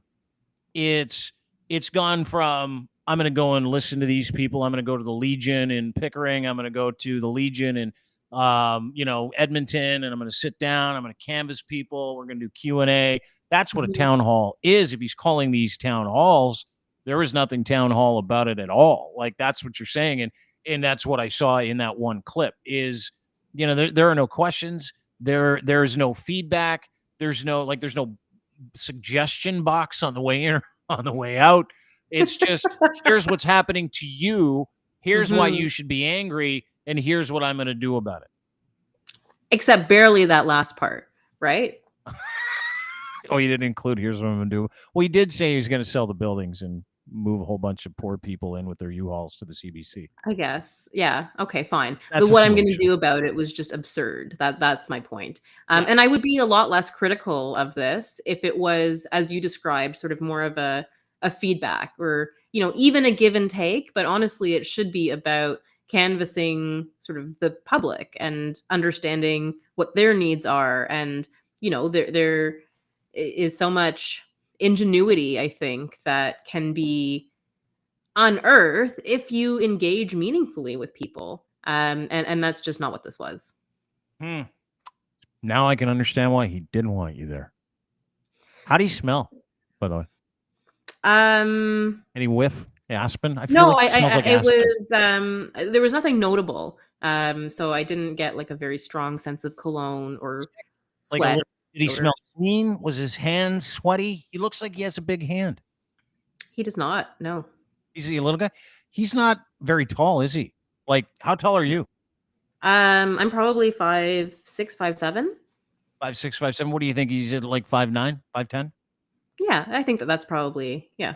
He was smaller than I expected, but I think people underestimate him. Actually, one of the captions that I enjoy, or quote tweets that I enjoyed for that picture was, 2 Canadians who are routinely underestimated.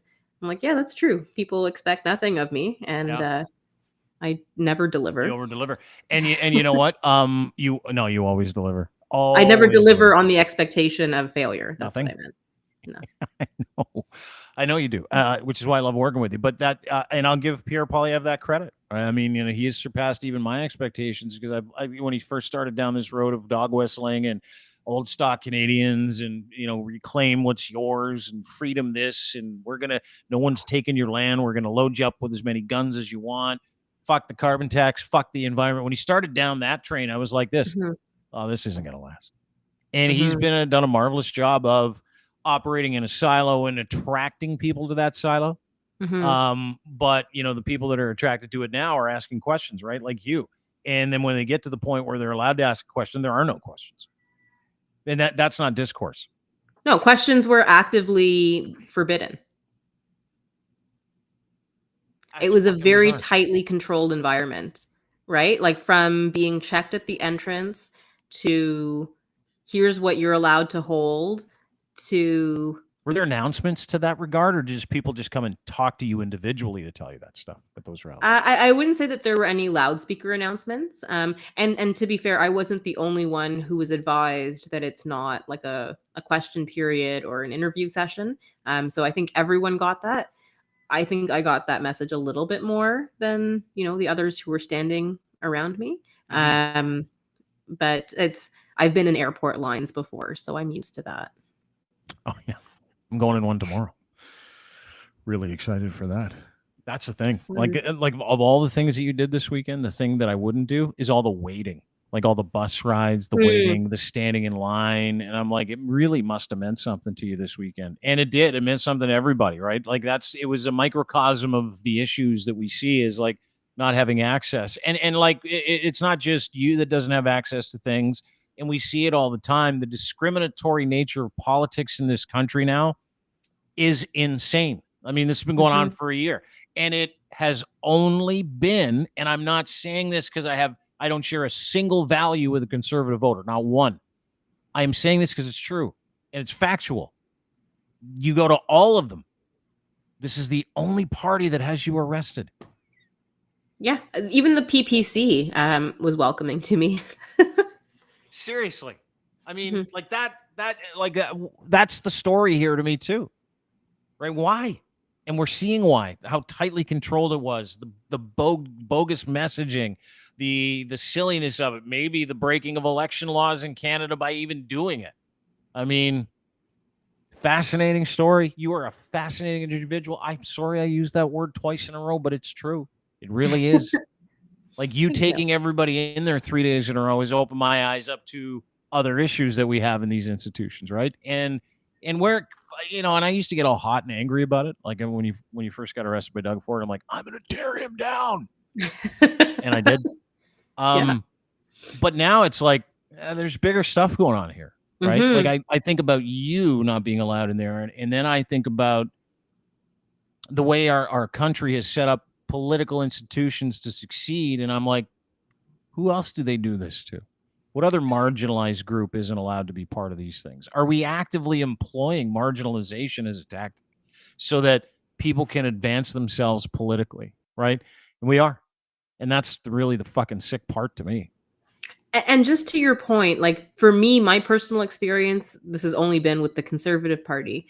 But if we take a step back, I think that you're likely to find similar kind of instances, maybe not identical to this, but that idea of suppressing unwanted voices, I doubt is unique to the Conservatives.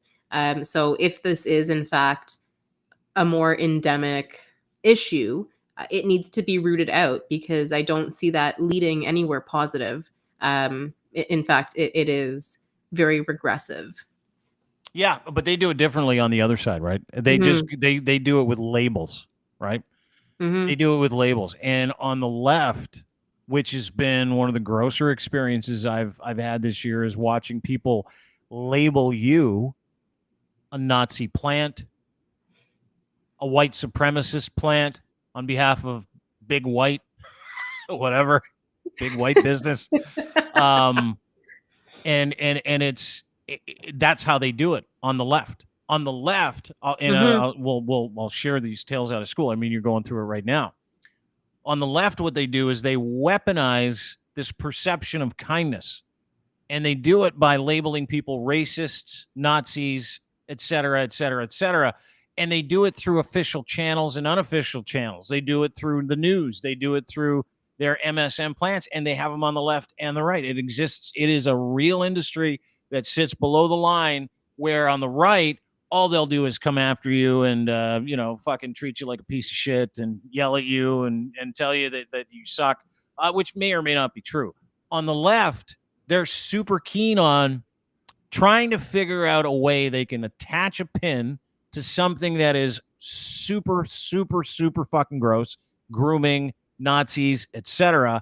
And then what they do is they like to attach that thing to that pin, and then they'll draw a line over here, and they'll go, boom, that's how I can tell that Caryma's a Nazi, or she's a this, or she's that. Mm-hmm. And it is literally a tactic and a strategy of the Liberal Party in this country.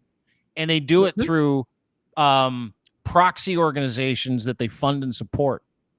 So don't like, this isn't, we're trying to have like a serious conversation here. And you've taught me a lot about not being biased, not allowing my comfort to bleed into my assessment of what's going on.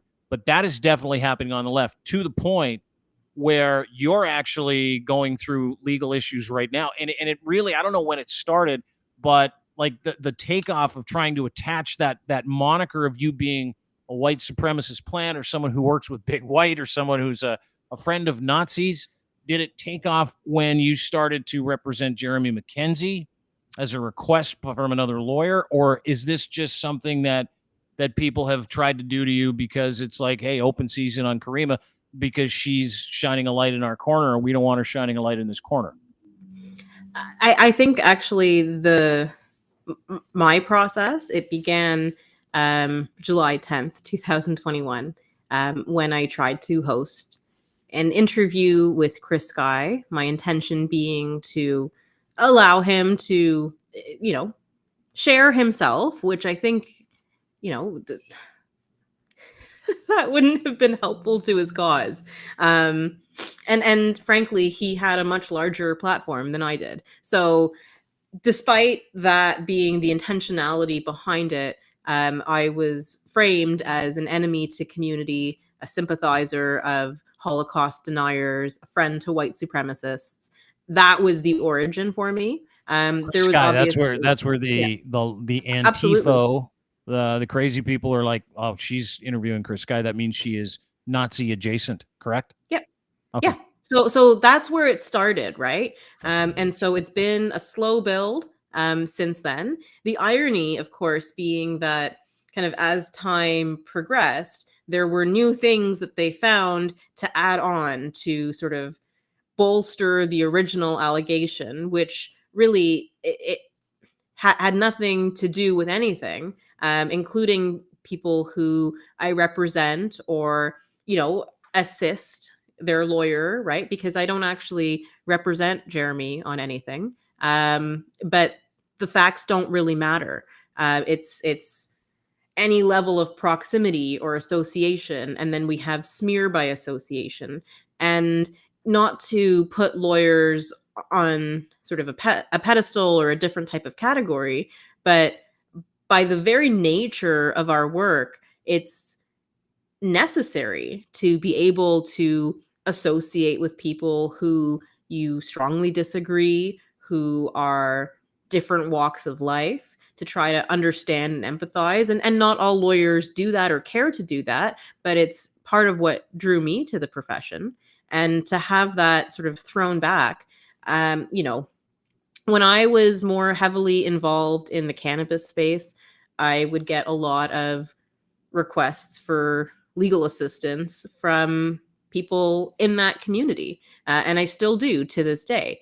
And so wherever you find yourself, it's not everyone has a Rolodex of lawyers. And so for a lot of people who I interact with, whatever my level of interaction, I'm the only lawyer they know. So, that also kind of, I think is something that people should keep in mind. So I don't discuss my associations with others, because You're if a I lawyer. started doing that, apart from sort of my rules of professional conduct and the very broad rules of confidentiality, there are a lot of people who wouldn't like it if I started doing that because they themselves become kind of fair game for attack, right? So it's nobody's business why I know or talk to anybody. And, you know, that gets characterized as some sort of deflection. It's not. It's just my circumstance. And sorry, I'm in a different category.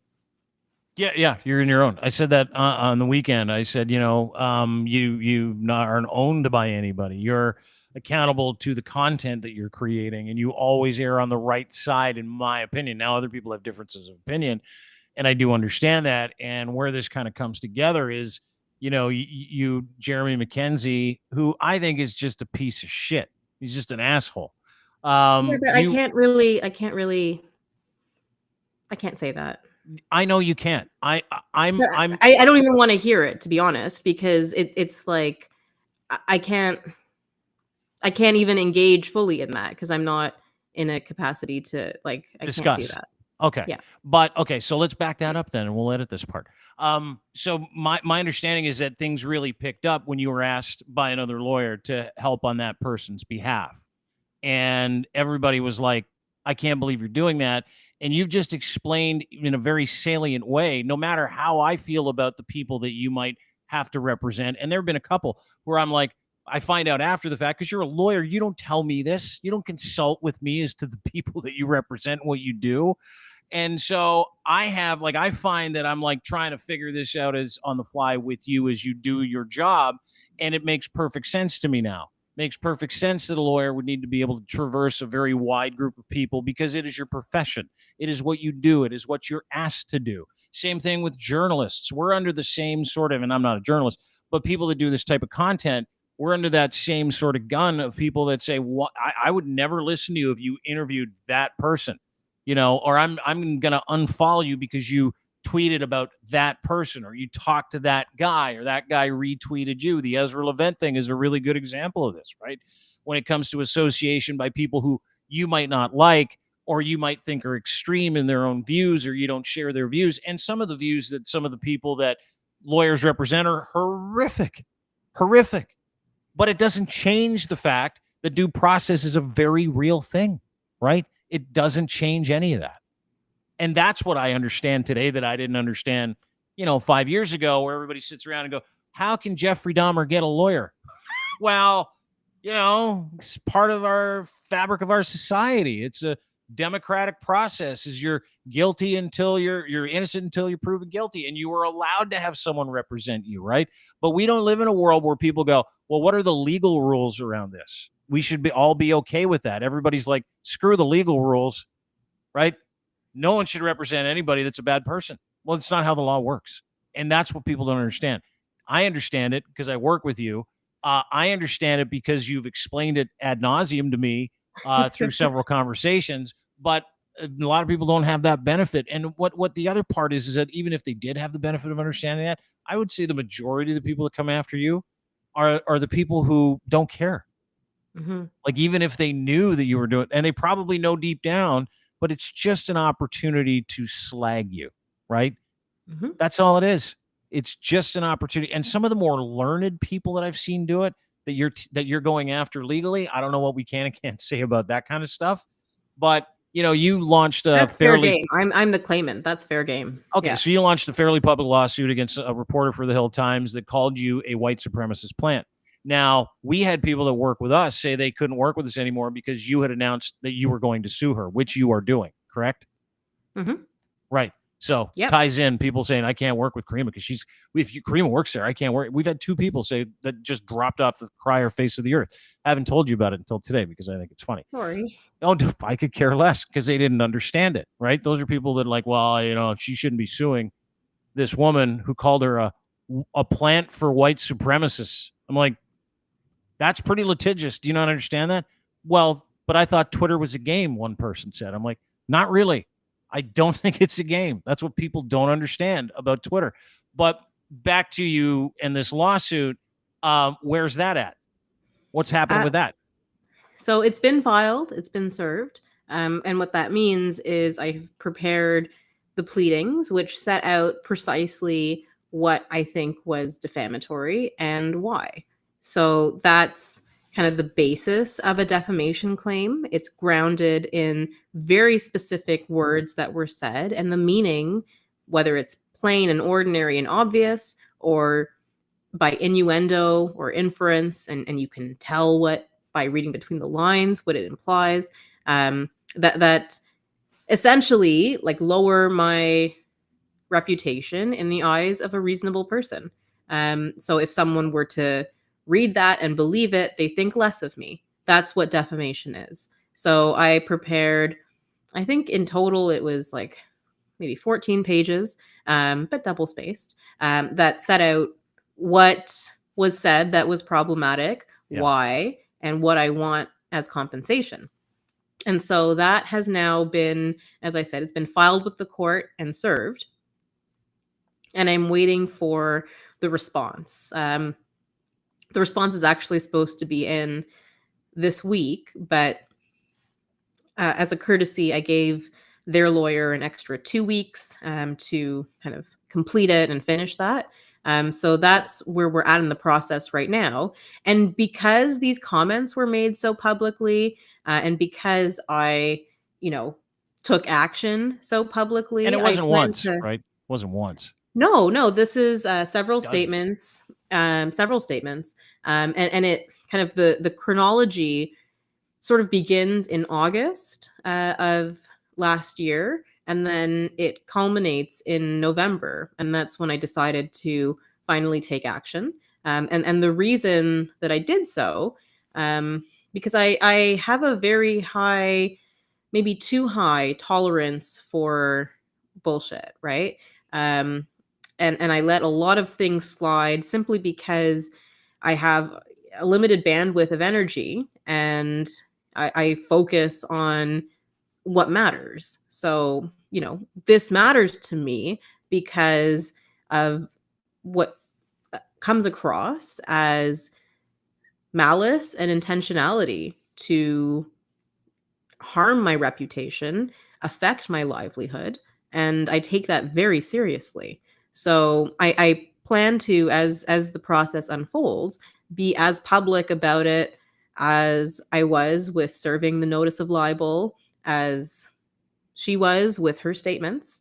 And, that will bring us either to a court order, meaning we will have our day before a judge and they will decide whether I am right to believe what I do, which is that I've been defamed, or whether I'm wrong. So there's always a possibility in litigation that the plaintiff is unsuccessful, and we'll hear from a judge what they think. Alternatively, this could end with a settlement. So wait and see. I don't know, and I haven't read the defense yet, but it's going to be a mountain to climb, and I'd prefer not to be litigating against someone, but I also can't afford to be a doormat. That's kind of it, right? Like, I mean, and for a lot of people that haven't followed this story, it was a big story. A woman named Erica Iffel called you a bunch of names, and it's not just names, right? But what was the penny that dropped for you, where you're like, this is defamation, and I can't keep letting her do this, because she was doing this for months. But what were the more egregious things where you're like, that's it, I got to do something about this? So it was actually more the fact that I, as most of you will know, I have a public Twitter account, and my tweets are visible to the general public. And for a couple of days in November, I actually locked my account. And so anyone who was a non-follower couldn't see what I was posting. And that was just sort of a small way to preserve my peace at the time. And, for reasons that were unrelated to anything that's anyone's business. And during that couple of days where my account was locked, Erica obtained screenshots of something that I tweeted, made it about herself, made it about defaming me, went on this rant about how you know, she's insulted that people praise me for the work that I'm only pretending to do, that she's actually doing, and don't ever invite her to anything that she is at. So things that would, reduce my business opportunities or make people think less of me or think of me with contempt. And sort of the thrust of what it was. And I won't sort of get into the specific wording because verbatim I don't know offhand. But the gist of it was that I am dishonest, that I'm violent, and that I'm a white supremacist. And none of those things are true. Any sort of right-minded person can attest to that. Even, like me or dislike me, that's just, it's not supported by my body of work. It's only supported by shallow thinking, shallow analysis that treats something like association as, proof of guilt, or has very narrow conceptions about what activism looks like and how it is to be performed, and kind of a police mentality, right? Policing others who don't fit a particular mold. So only through that lens, which is a warped lens, could any of that even remotely be construed as true. It's just rumors that get out of hand. And we talk about this all the time, Dean, the impossibility of controlling one's reputation because it's just not in your hands, which is a terrifying thought. And that, it disturbs me a great deal, but that's just what it is. Well, especially as lawyers, yeah. like as lawyers, you're taught in school, right? Your reputation is everything. So That was like first year, first day orientation. That was what was drilled into our heads. And that's why, I guess it sinks in with some lawyers more than others. Or, you get sort of cocky and then lose sight of that. But it doesn't matter, I guess, because it's not entirely true. But the fact is that I always try to conduct myself with whoever I'm dealing with respect, and treat them, with dignity, even where that's not reciprocated. And, that I think sometimes is read as being too friendly or not stern enough, or, I don't really know why people who sit behind keyboards for the most part feel entitled to police how I keep myself safe in spaces that aren't welcoming to me, right? But like that kind of the fact that I continue to go to these rallies, that I continue to talk to people, that I'm able to get footage, that I build trust, because I do build trust with people around me, even if we're not aligned politically, and even if I think that there's aspects of their beliefs or ideologies that are harmful or hateful. I am not in the business of writing people off. And that gets misconstrued, misinterpreted. And there's also, weird to say, but I think that there's an element of jealousy or envy to that as well, especially where it's people who, consider themselves the lords of a particular beat or niche, and I've intruded on that. But it and this ties back, I guess, to being kicked out of events simply because I think differently. I have been subject to attempts at cancellation, and that's become sort of this right wing, or associated with the right wing, the idea of free speech or free expression. And that's such a shame, because those civil liberties are meaningful and apply across the board. And if they are abandoned and allowed to be co-opted, that's highly detrimental. And so anyway, I don't buy into that. And I don't know, man. That's the long and short of it. I don't know, man. You do know though, because you lived it, all right? Like that's You and I have stayed away from this topic for a long time. As a matter of fact, you and I haven't done podcasts together really in any capacity. We've kind of farted around and done a few things because I've really, and I'm being honest with you, I've really tried to respect, the people that you deal with and the entire process around it. Right? There are complications. You're a lawyer. You're representing people that some people don't like. That's what lawyers do. I mean, in the world that we live in, that's what lawyers do. Whether I like the person or not has no bearing on me, none. But that was a huge vertical of content I had to remove myself from. And I'm like, nah, fuck, I can't talk about those guys anymore. I can't talk about those people. But you know what it did is I got a chance to sit back and watch and how you operate, with the courage that you operate. But it brings up bigger points too, right? And the bigger points to me are, they almost did it to you. Like that you've suffered. I've been part and parcel of some of the effects of this. They almost canceled you. These wacky bastards, and it wasn't the right. Wasn't them. Wasn't all the crazies on the right, the people that we vilify all the time. And by the way, I still enjoy it. It was the crazies on the left, the people that say they're in it for the better society and they're in it to beat down fascism. Those are the people calling you white supremacist. Those are the people telling everyone you're violent, not to do business with you, don't hire you as a lawyer.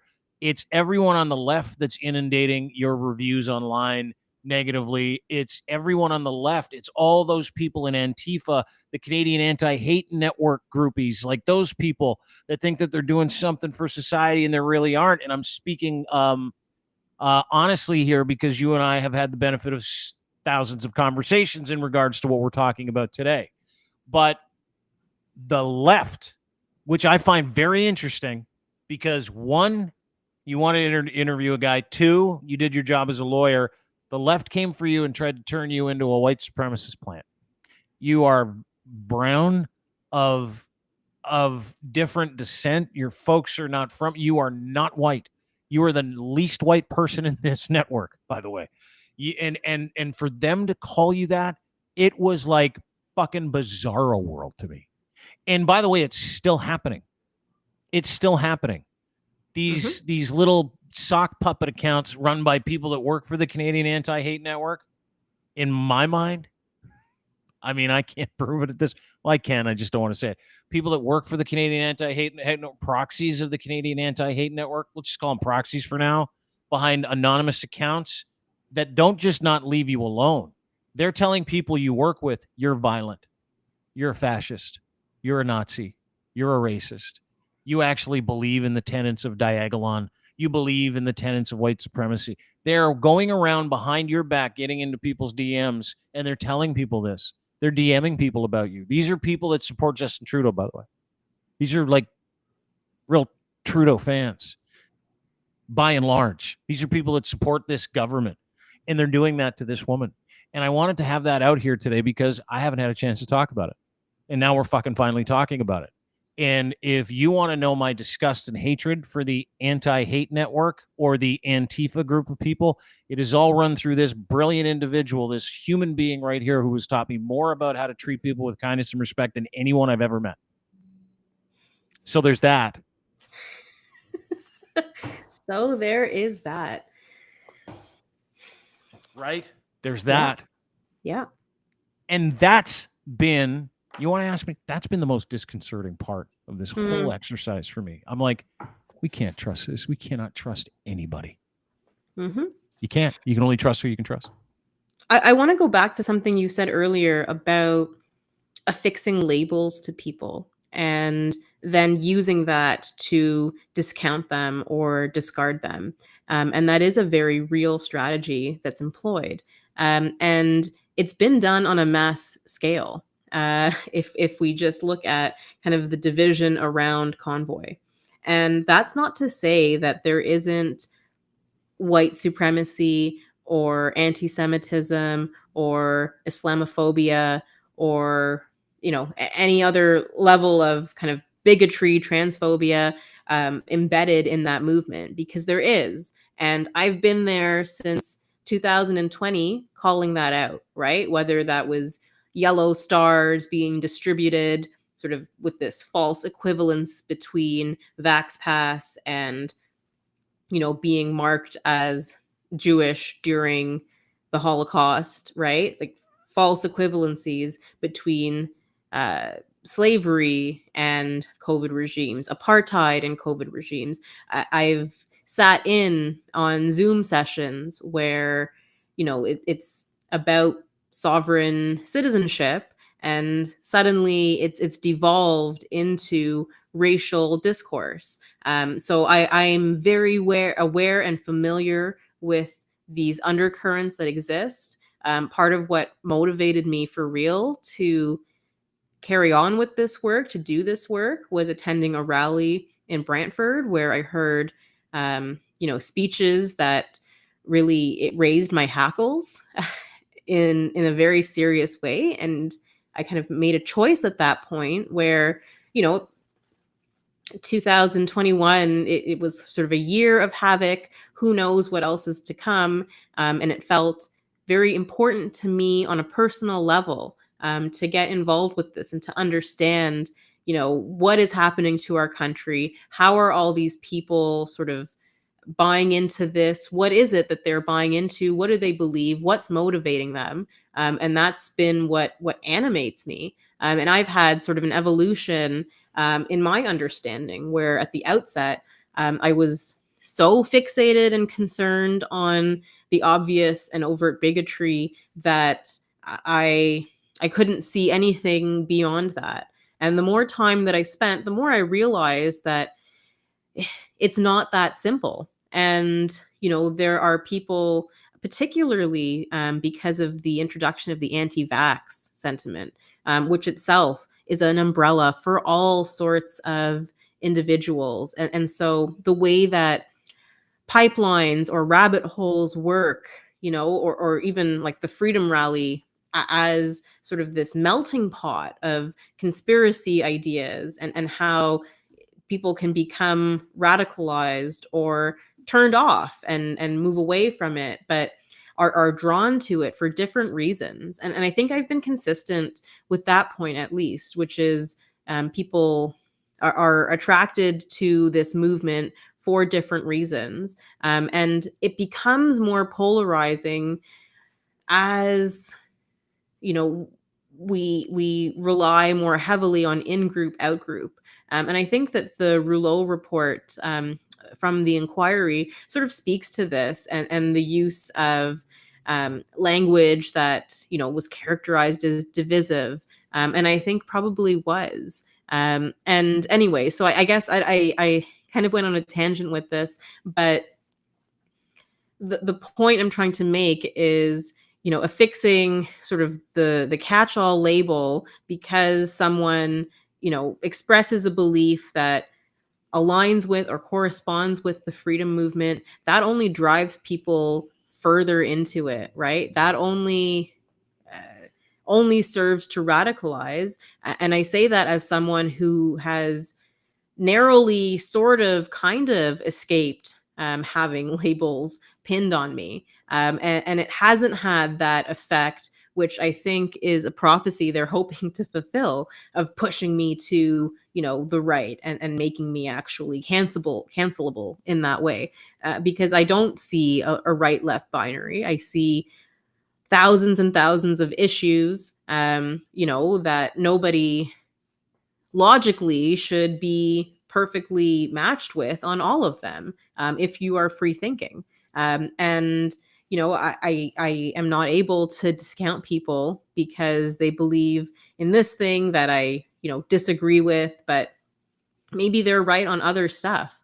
There's broad principles, and I think sort of the ability to, I don't know, there are broad principles that maybe I will articulate in some kind of a clear and concise form, because there is method to the madness.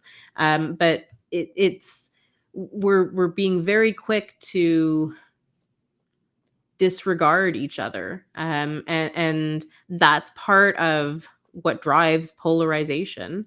And I think it's not only unhealthy for society, but it takes us away from focusing on what actually counts. And it's overall a distraction, and it serves certain it benefits some to the detriment of others. Well said. And you touched on something that I've been thinking about for a long time. Not like I'm good with my conviction in terms of what I believe to be true. I believe in science. Not going to go down the vaccine rabbit hole today. I believe in being of good character for people around you, doing acts for the common good. Those things are really important to me. But I'm totally willing to say that I bought into the label making business over the past 2 years. And it's something that I'm doing a lot of work on, trying to double back on, because I'm like, it's bigger than that now. Like it's the Pierre Poilievre stuff. It's about bad leadership, right? It's not about painting everybody there with the same brush, although it is incredibly white. A lot of white people at those things. And they all believe the same reclaim your bullshit stuff. So it's easy for me to go down that road. And I can tell you this as someone that operates a small media company. One of the most effective ways to piss people off, effective ways to drive the algorithm, one of the most effective ways to get your stuff seen is to label people. It's to say that's what this is. Because then everybody's like, oh, I can fit it in a box. And it might actually touch someone's mind who's like, my mind's like that too. I understand that box. Good job, Dean. You just called that person a this. And so that's what they are in my mind. It is nuclear. That is nuclear to this point. And you were the beta test for me where I'm like, what is happening around you? What is going on? How is it that these other women of color are calling you white supremacist? How is that possible? Oh, it's the association thing. And then when you dig into it and you realize who's at fault and who the levers are behind the scenes about who gets painted as a this or that or the other, you can understand the rage on the right. And I give the people on the right a little bit of credit now. I'm like, well, at least you live it out loud. You're not hiding under rocks and, calling people Nazis and this and that. They do other things. But my point is this is like, we have completely jumped the shark in terms of, how you decide whether or not someone's a good individual that they should or shouldn't be interacted with, to the point where we're proactive about destroying their lives before we even actually talk to the person. I had a panel canceled because I was on it. And I was actually the first one to sort of agree and confirm and be present for it. And there was an MPP and another person who, like a social justice activist. And people, accounts that were either named or unnamed, started bombarding the Twitter thread. They reached out via email, and made it so that it didn't make sense to proceed, because why would anyone sort of take a hit, especially politically, especially if you're a politician, because, that is part of the game, right? Avoiding unpopular things. But because it was my presence that was supposedly the issue. And, without ever real explanation, or certainly not legitimate or valid, and oftentimes made up, is the other thing. But that was the effect. So it has real intangible. You're supposed to do a panel. You were asked to be on a panel, and people that don't like you emailed the organizers and people associating with it to shit post you, and then they removed you from the panel because of it. And a lot of the stuff was the panel collapsed actually, because everyone just removed themselves basically, rather than be in proximity to me. And the MPP is someone who has in the past called on me for my expertise in housing policy. So I've assisted that individual. So it's not even a total stranger. But again, I understand it, and I can't really hold it against someone, because that's the strategy or the tactic is to isolate. And that's accomplished by making it not just inconvenient, but potentially harmful to associate with me. And I see it play out, in a less sort of important way on Twitter, where people are bullied out of engaging with my account because they get swarmed by others who will either persuade them successfully that I, am a bad person or a fraud or whatever, or just make it so that, well I'm not going to comment here because I know what happens next. And that's a very, it's a form of harassment, obviously. There's an element of criminal conspiracy to it. It's not just Twitter, because the way that it's being done is through tortious means, criminal means. I'm glad you added some really hot criminal language into that conversation too, because I know some people are probably listening to this and they're probably going, "Oh man." Of course they're Sounds like I'm in listening, trouble. because they listen more than my actual people who like me, right? Hate is a very attractive thing. It's very seductive, and you can't get enough of it if you're into that, right? So these are people who have probably read more of my work or listened to more of my interviews or than my own mother. She does not. Right? Like, to a limited extent, but She can't listen. She can't watch, can you? She's like, just tell me when you're coming over for coffee. That's all I want to know. My parents are the same with my content. They're like, we don't watch your show because you swear too much. I can't watch it. Don't tell me what you did today. That's what they do. The same thing. Legit. Yeah, it is. Yeah, but so for sure they're watching this because that they create their own content based on me and what I do and my existence. So it's very weird to be at a It's gotta stage. feel cool though. Like you're a news, you don't want to be the news, you never have, but it's got to feel cool to be like someone who large groups of idiots follow around and consume all of your content, because you're right, hate is an incredible motivator. That's why algorithms work the way they do, right? Mhm. It's like, I want to watch that because I know that's going to piss me off because I'm pissed off about something, and you got a whole group of people pissed off that wander around in ski masks, not in ski season, calling themselves freedom fighters, fighting the good fascist fight against the fascists, big Trudeau fans, and we're out here giving it to Pierre Poilievre for having a campaign stop at the Hellenic Center, not allowing you in. Meanwhile, on the left, Justin Trudeau's Antifa army is emailing your business associates, telling people you're dangerous, telling people they shouldn't associate with you. And it's all below the line. No one hears about it because it never makes news, right? It never makes news, which is why I'm fascinated by your story in so many different regards. But one of the things that I'm super interested in is, like, this woman spent 2 years. You're the woman here, by the way. This young lady spent 2 years hyper focusing attention on one group of people, really, right? Like, really hyper focusing your attention on bad actors that were all part of the convoy business, all part of the anti-vax movement, the parades and all that stuff. And for those people that should have and did greatly benefit from your work, right? Political parties that greatly benefited from your work, that asked you actually probably to do some work for them in the past. And it's minions of those parties that are now literally trying to ruin your business, ruin your life, ruin your day-to-day.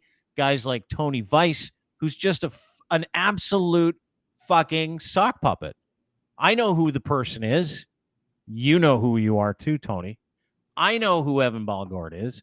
I know who the Drumheller guy, what's his name again? Kurt Phillips. I know who he is.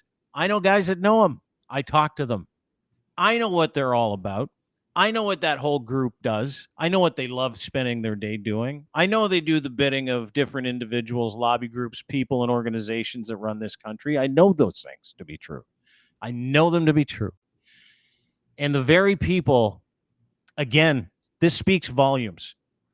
The very people that support this prime minister and his agenda are the very people that are trying to crush you. And it is the most bizarro experience I have ever seen in my life. I don't know who. Well, I do, actually. I don't know why. Kind of do, actually. But it just blows my mind. Blows my mind. And that's why now, like, I look at the label making business, right, which the government is involved in, to their own benefit. And I look at what's going on the right, and I've zoomed out to the point where I'm like, I'm going to start listening to some of these people that have been saying that, because I've been guilty of it, totally guilty of it. And I'm like, dude, I just watched one of my very good friends and a woman that I work with go through this experience, and I'm discounting it. Like I'm just accepting that those are the bad guys, these are the good guys. No. Mhm. There are bad guys everywhere. That's one of the good people. And I can tell you that for a fact because I know you. I know you. Bizarre. It is. I want to make a point of distinction though, where I think that sort of the leadership is Camp Trudeau, but because there are proxies and then proxies of proxies, it is not accurate to say that everyone involved in this is Camp Trudeau. And some would actually be highly offended at that suggestion because they are too radical for Trudeau, right? Too radically woke. Too radically woke. Oh God. Super that's woke. going to be taken as a clip 100%. But the point is the power brokers, you're like bingo. Yes. I'm right, aren't I? I'm bang on. The ones who are the foot soldiers, it's a mixed bag. Mixed bag, but the guys that are directing the foot soldiers, we know who they are. Hey, fellas, ladies, we know who you are. We know who you are. And the foot soldiers, they're just your dumb minions. Who are That's all they are. disposable, by the way. Totally. Right? Did Entirely you not- disposable. Did you not learn that you were disposal? Prior to your invention of the wheel with Chris Sky, prior to them saying that you can't interview him, prior to them coming after you, prior to them attacking you, the Canadian AntiHate Network and proxies of it used to send me stuff daily, hoping that I would tweet it out, hoping that I would write a story about it. And I had in the past. This is like 2 years ago. And then I watched what happened. And I'm like, no. I'm not sharing any of these guys' stuff, right? And as soon as I questioned what they did to you at the Chris Sky thing by sending Morgan Yu after you, writing a hit piece about you, not only did they not send me anymore, they started blocking me. They all blocked me. All these people that were really fighting fascism and fighting racism, that were sending me things, begging me to put them up on my website, begging me to tweet about them, begging me to interview those people, begging. I became enemy number one. To the point where they dedicated several accounts, Antifa Newfoundland, Antifa New Brunswick, to bring up my past, label me as homophobic. Again, the label making business. And then the penny dropped. And I'm like, here we go. I understand what Caryma's going through now. And I haven't said a word for months. I haven't said a thing. But Project Dean, and I got one big project, and this is my big project, is going to be getting to the bottom of that. And literally taking my little garden shovel and uprooting all these idiot garden gnome lefty weirdos. Because we've had fun with the right. We understand what's going on. Now it's personal. Now Did you know that I was like an attempted recruit as well? By the Canadian AntiHate Network? Mm-hmm. They reached out to me to ask if I would collaborate on a comic series. And I entertained the idea. I told them my rates. They never followed up sort of on that. And then kind of our next major exchange was about the Chris Sky event and how I was going to be somehow putting people in danger, even though it was the weekly route of the anti-mask at that time, or anti-vax parades, right, to come through my neighborhood. And the idea that somehow I was bringing in non-community, like we all exist and coexist in the same community, whether we like that or not. So I wasn't actually introducing a foreign element. Chris Sky is known to hang around Kensington Market. There was nothing actually legitimately, considering it was my rented space. I had permission from the board of directors at the mall where I have space. It was right before the restrictions opened up. So I think we were a couple of days before you could have a crowd of 100. And I deliberately wanted to do it when you could only have 25 people, because that was sort of a built-in reason to limit the size of the audience. The audience who was actually invited, it was a mix of sort of local community people. It was people from the cannabis space who I've interacted with. There were some lawyers. It was. I knew that there would be interlopers, and I knew that there would be people who came to see Chris Guy specifically who hadn't been invited. And my kind of intention to deal with them was to have juice boxes at the ready. And, you're allowed to stay up here and watch, but you're not kind of part of our audience. And if you are misbehaving, there were 4 security guards who were going to be in place, ready to deal with that. So after kind of months of being around this crowd, I sort of knew what to expect when they gather with each other.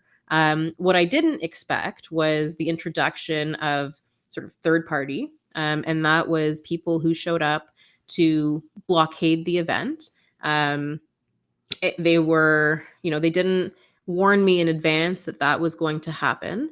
And they were quite aggressive, even though it was framed in the terms of community defense and, sort of protecting the community. I'm a member of the community, and I can tell you that there was no consultation with me. There's no delegated authority. So this was an act of vigilantism, sort of framed as heroism. But really, it was criminal activity taking place. And predictably, there was a fight between them and Chris Guy's entourage. But the initial act of aggression is obviously preventing access to the space that I was planning to and had every right to use. And that, for whatever reason, well, I know the reason, but that gets kind of framed as, well, you're blaming us for the violence that you brought in. And obviously that's not what happened. So anyway, that kind of the idea that I was at fault for that, and that the Anti-Hate Network leading up tried to,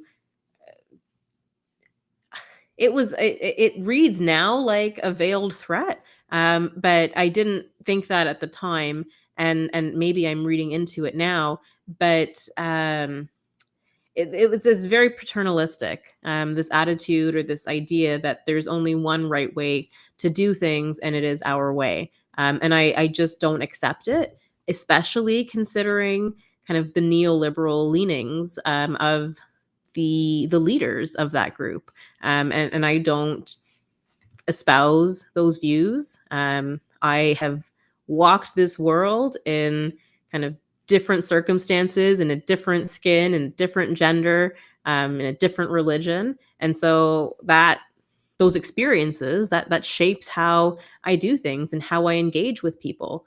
And just from a policy level, and sort of the policies that are supported, I am very suspicious and very skeptical of people who are too quick to sort of use the brush of hate, because I know from my life I have to triage. I have to triage because otherwise you'd be constantly inundated and just overwhelmed and unable to function. So if you're not able to triage and you can't distinguish between language that is maybe hurtful or discriminatory or hateful, maybe even hate motivated, but not the same as hate speech, right? And kind of trying to censor everything on that spectrum, it's counterproductive, because the harshest sort of penalties should be reserved for the worst behavior. It is a continuum, and you have to meet people in different ways to actually eradicate hate. It can't be shut down or suppressed. And that, that suppression of my event, of my voice, of not just Chris Guy's voice, because he was meant to be a small segment. He was going to be the main event, so to speak, if we think in wrestling terms, which I always do. That's how I approach everything, right? And that's reflected in the poster that advertised that event. Yeah, that's So Roman he's the Reigns main versus event. Sami Zayn. That's what he was. That was you and him. It was you were Sami Zayn. He was Isn't Roman it nice? Reigns. He was Everything a came heel. full circle here. I Yeah, like that. you're the face. He's the heel. I gotcha. Right? And that's, from my perspective, for his people, he's the face and I'm the heel. So okay, whatever, that's what it is. This is all stupid anyway because he's not a person with real power except his influence, and there are ways to bleed someone's influence as we're talking about right now, right? So anyway, he was going to be a segment of it, but the real meat and potatoes of the show, and this is always lost, I think, in sort of every time I talk about it or it comes up. I had 30 minutes set aside for an interview with a local community leader. He is a pastor, a Chinese refugee, someone who lived through labor camps. He works with refugees. So he had a lot of interesting things to say about kind of where society was at that moment, how do we better engage with people? What does communism actually look like? Because that's a word that was, being abused routinely in sort of the freedom circles. Like that interview was meant to put everybody to shame. That was the real purpose of that event. And his voice got shut all the way down because it just wasn't possible to recreate that event. And that's the real sort of shame and frustration. And again, it goes back to the idea of suppressing. And I think that if you're not able to hear and confront something, maybe you lack the courage in your convictions. Because I believe that bad ideas are shut down with better ideas.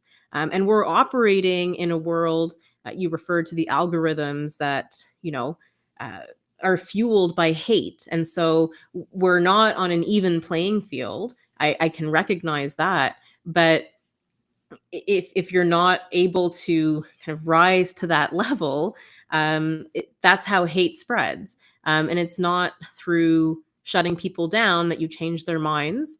And it's not for everyone to do the work of changing minds. I choose to because that's what appeals to me. But that somehow then is taken as, well, you're sympathizing. And I think that that's a very dehumanizing way to look at the world. Can you be friends? Are we allowed to talk to or admit we've talked to someone who denies the Holocaust existed? That's a big one, eh? Holy. Because Chris Guy is a Holocaust denier, and that is a narrative that a lot of people. I think that there's a spectrum on that as well, right? Yeah. So I think that there is. Like, are we allowed to be friends with people that have horrific views and to be able? Because here's where it comes down to, right? Mm-hmm. They want to put a lot of people want to put gray area around that question where it's like, in no uncertain terms, is the Nazi dinner party thing. If there's one Nazi at your dinner party, you're at a Nazi dinner party. Congratulations. Like, it's just, it is what it is.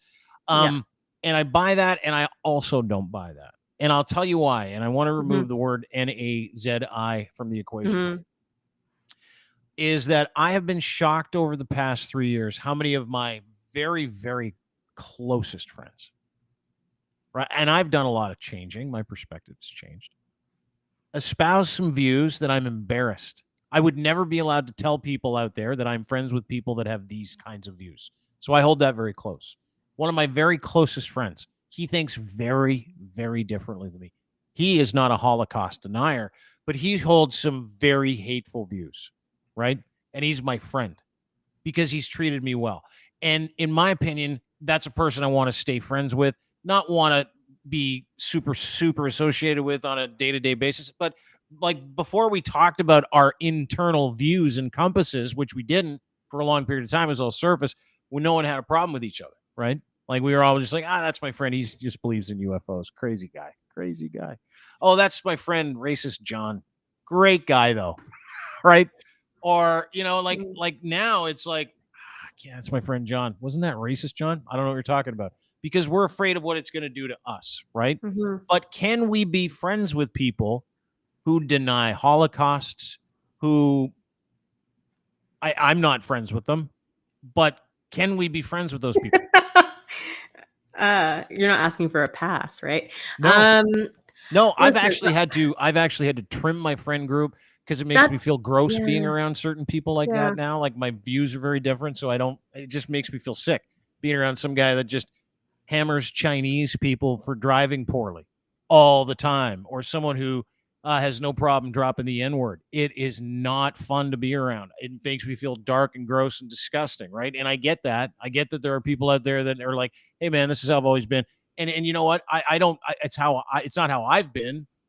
But over the past 3 years, those things, because I've really taken a step back, and then you start going out and you start hanging around with your friends again, and you're like, my God, I didn't know that I totally forgot you were racist. You know what I mean? And can we be friends with those people? Because that's kind of part of the issue that we have here today. I think, there's probably a distinction between being friendly with someone and kind of at a superficial level, and then, friend where you are like there's some level of deep connection, right? Like I back to the idea of spectrums. I think I would find it hard, and obviously my positionality is a little bit different, but there's things that make me lose respect for someone, and if I don't respect someone, it's hard to consider you a friend, right? You might be someone that I can tolerate or just sort of coexist with, but Should we be allowed to interview those people, though? of course. Oh, that's I a different agree. question. Yeah, of No, course. totally.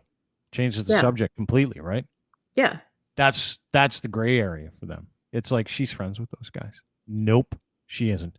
She just want to interview them. That's it. And then the answer is for them, well, you can't platform a Holocaust denier. She's not a platform. She is not CBS, right? That's platform. It's giving him a job would be platforming him. You wanted to interview him. So that's another gray area they like to wrap around the other thing. But like we interviewed Fringe Derek last week, one of our most listened to and watched interviews, right? And I got hammered because of it. People like, I can't believe you're giving this guy time. And I'm like, you fucking yokels. How many of you watched the Charles Manson interviews over the past 20 years, 30 years, 40 years? It's like must-watch viewing every time someone interviews Charles Manson. How many of you watched the Ted Bundy tapes on Netflix? By the way, you're not allowed to watch those either. It's the same thing. It's the same thing, but they like to make it personal, right? That's why I find question fascinating or interesting. I said that word a lot today. Fascinating. I believe in absolute freedom of association. I think that everyone either stands to learn something from someone or teach something to someone.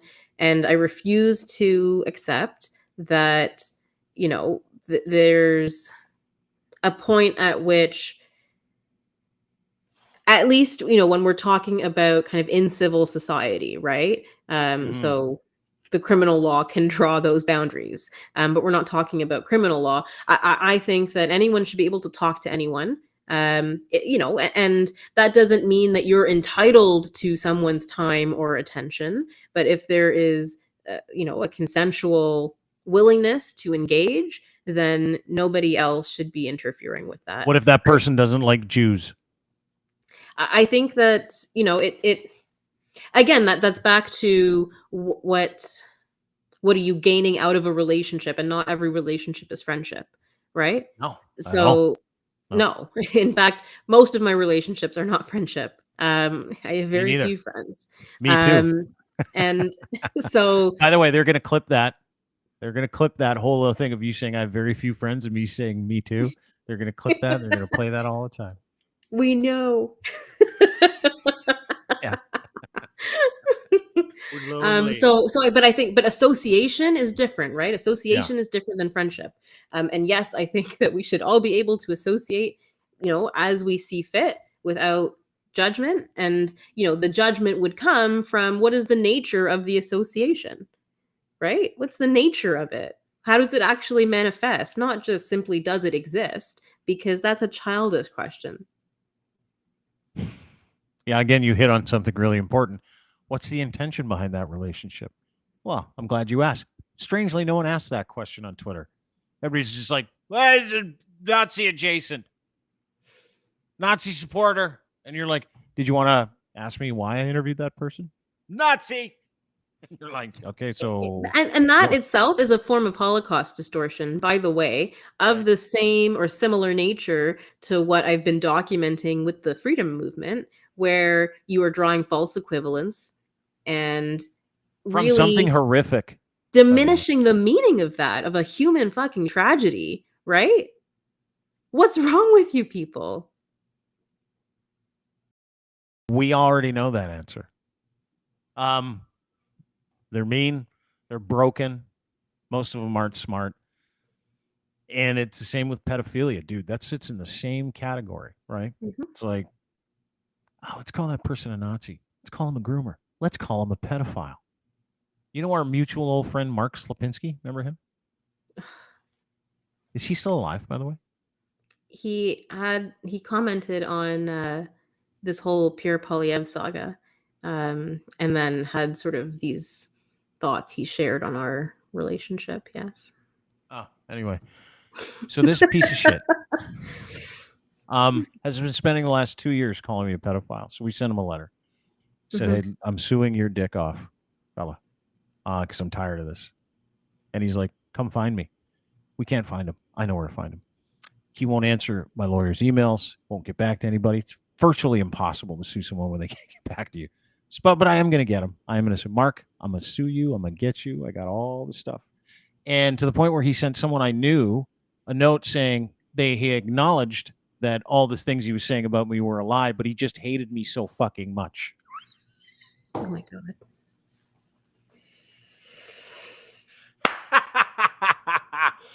And again, the whole idea behind that was like, you know, dude, and it wasn't listen, I'm not a pedophile, so I have no problem defending myself against pedophilic accusations, specifically when some guy's just doing it because he hates me. But I was like, dude, do you like, and you can't have these conversations with these people. It was like, do you know how many people are abused by adults? And do you know that they are on Twitter? And you know how triggering that is to them? Do you know how horrific an event, which I believe should be capital murder, or I believe it should be treated as the same as capital murder. I believe people that abuse the innocence of a child should be put to death. I believe that with my whole heart. I really do, and it's very unpopular. I'm a big fan of that. Let's send them capital over. Punishment here, but we need it, especially if someone touches a child in that regard. This is not defense or apology for pedophilia, by the way. You don't agree with position on capital punishment? No. Okay. Yeah. No, this is us going. You have to fucking make that statement of claim, though, don't you? Where you're like, hey, Dean, I'm not a fan of capital punishment. I know you aren't. You hate it, and I am. I'm a fan of it when it comes to someone stealing an innocent child. And we have thousands of people out there on the left and on the right going, no problem. I'm going to use that to just piss this guy off. Like, you know how triggering and horrific that was? And they don't care. Same thing with the Nazi stuff. They don't care. They don't care. Good thing we do. Thanks for doing this. Thank you. This was fun. Was it? Yeah, this was a fun conversation. We brought it back to wrestling at the end, and I really like that. Yeah, I know you like it. I know you do, and I'm glad. The callback was great. Yes, I'm glad we got a chance to air some stuff. That was not planned. No, but and this wasn't either, but other than just doing the podcast. But I'm glad we got a chance to kind of clear the deck about some things that have been going on in your life that I've really tried to stay away from for a long period of time, out of full respect to you going through it, right? But this was largely a lot of the conversations that we have offline, and I'm glad we could have it online to address a few things. You got the Pierre Poilievre. Congratulations. That was totally discriminatory. People are still coming after you, and you're going to get them, and I have full confidence in that. But more importantly, it was just great to chop it up with you and spend some time talking tonight. So thanks for doing this. Take care. All right. Caryma rules, ladies and gentlemen. Caryma Saad, maybe one of the greatest reporters of our time. Gonzo journalists of our time. That's actually happening to her, by the way, just in case you're sitting there going, Why don't we like Caryma? Because I know that happens a lot. Everybody is like, Caryma's this, Caryma's that. Do the same thing with me. I get why people don't like me, though. That's different. I get that part. Her, I have no idea. I mean, just hate her because she shows up with a camera. You can hate me for a million reasons. You can call me an asshole time and time again, and I'll high five you for it. That might be one of the most well-spoken, thoughtful, unbiased individuals you'll ever meet. Glad we got a chance to do that today. She's awkward when it comes to giving handshakes, though, as we can see here in this picture. Not a big handshaker. Wild. Try to be nice, people. That's all you got to do. Thanks, Caryma, for joining us. Thanks, everybody, for being here. Really appreciate it. Thanks to our friends at CanTorque, Canada's assembly tool experts, for making this possible. They make rugged, hardworking, beautiful torque wrenches. These guys make the best torque wrenches in the world, and I'll fight anybody that says they don't. I will, though. And it is true. And they are made in Canada. It's like one of those little secrets where you're like, oh, really? Canada makes the best torque wrenches on the planet. They come out of Edmonton and they belong to Colin Livingston and the gang at CanTorque. Yeah, it's true. Sales, service, rentals, calibration, maintenance of industrial torque tools. No matter the scale of a bolting project, they have your solution. It could be in railroad, heavy machinery, mining, nuclear. It doesn't matter. Listen, these guys are good. They're Canadian. Do business with Canadian businesses. Call CanTorque today by sending them a quick note by going to www.cantorque.com. Click on Learn More. You'll get hustled right through to Colin Livingston. He is the principal at CanTorque. Also, thanks to our friends at Kevlar.ca, criminal defense attorneys in Southern Ontario that make this all possible. Southern Ontario's best at impaired driving, assault, white-collar crime, civil litigation, any Securities Act stuff. Any offense, doesn't matter. Wrongful arrest, you want to get your life back, these guys want to help you do it. Rob Kivlikin is the man. Robert at Kevlar.ca. Send him an email today. Just go to Kevlar.ca if you want to speak to a lawyer. Hit the button on the right-hand side. Southern Ontarians, you need a good criminal defense attorney. You need an attorney. You can't let the law kind of slide, and you got a court date coming up. We were just having a conversation about court dates that are coming up and people that don't pay attention to them and how much trouble they get into. My goodness, some people can get in a lot of trouble. She needs to call Rob at Kevlar.ca if she gets another chance, because he's the best. Get legal help 24/7. Again, Robert at Kevlar.ca or Kevlar.ca. Check them out today. And last but not least, Ed and his Gitch 3. Gitch luxury branded underwear, boxer briefs, pouch in the front. I got them on now. And I'm going golfing later on this afternoon. And I actually bought 4 new pair today at Ed's. Went down to Ed's. He's a market right not too far from where I live, as a matter of fact. But you can order online. You don't even have to go in there. He's got a massive online store, edsfineimports.com. Gitcher is luxury branded underwear. Makes them himself, again, Canadian made. And he'll send you a free pair when you use Gitch 3 when you check out. Gitch 3, that's your promo code. 3 or more pair, I'll send you a free one. Just all kinds of colors. And listen, they fit. They feel good. You feel tight but loose. Tight but loose. You know what I'm saying, fellas. Can't be too tight, can't be too loose down there. And these things it's like a jigsaw puzzle for all your stuff. We're complicated. We're genetically complicated, man. We really are. We need things that go here and guys that go there. And sometimes the preferences, we don't want something over here. And that sticks to this thing. Gitch is your answer. edsfineimports.com. Gitch 3 is your promo code. Have a great day, everybody. Appreciate you being here. See you on Monday. Full slate of live shows starting on Monday. Thanks for joining us today. We'll see you then.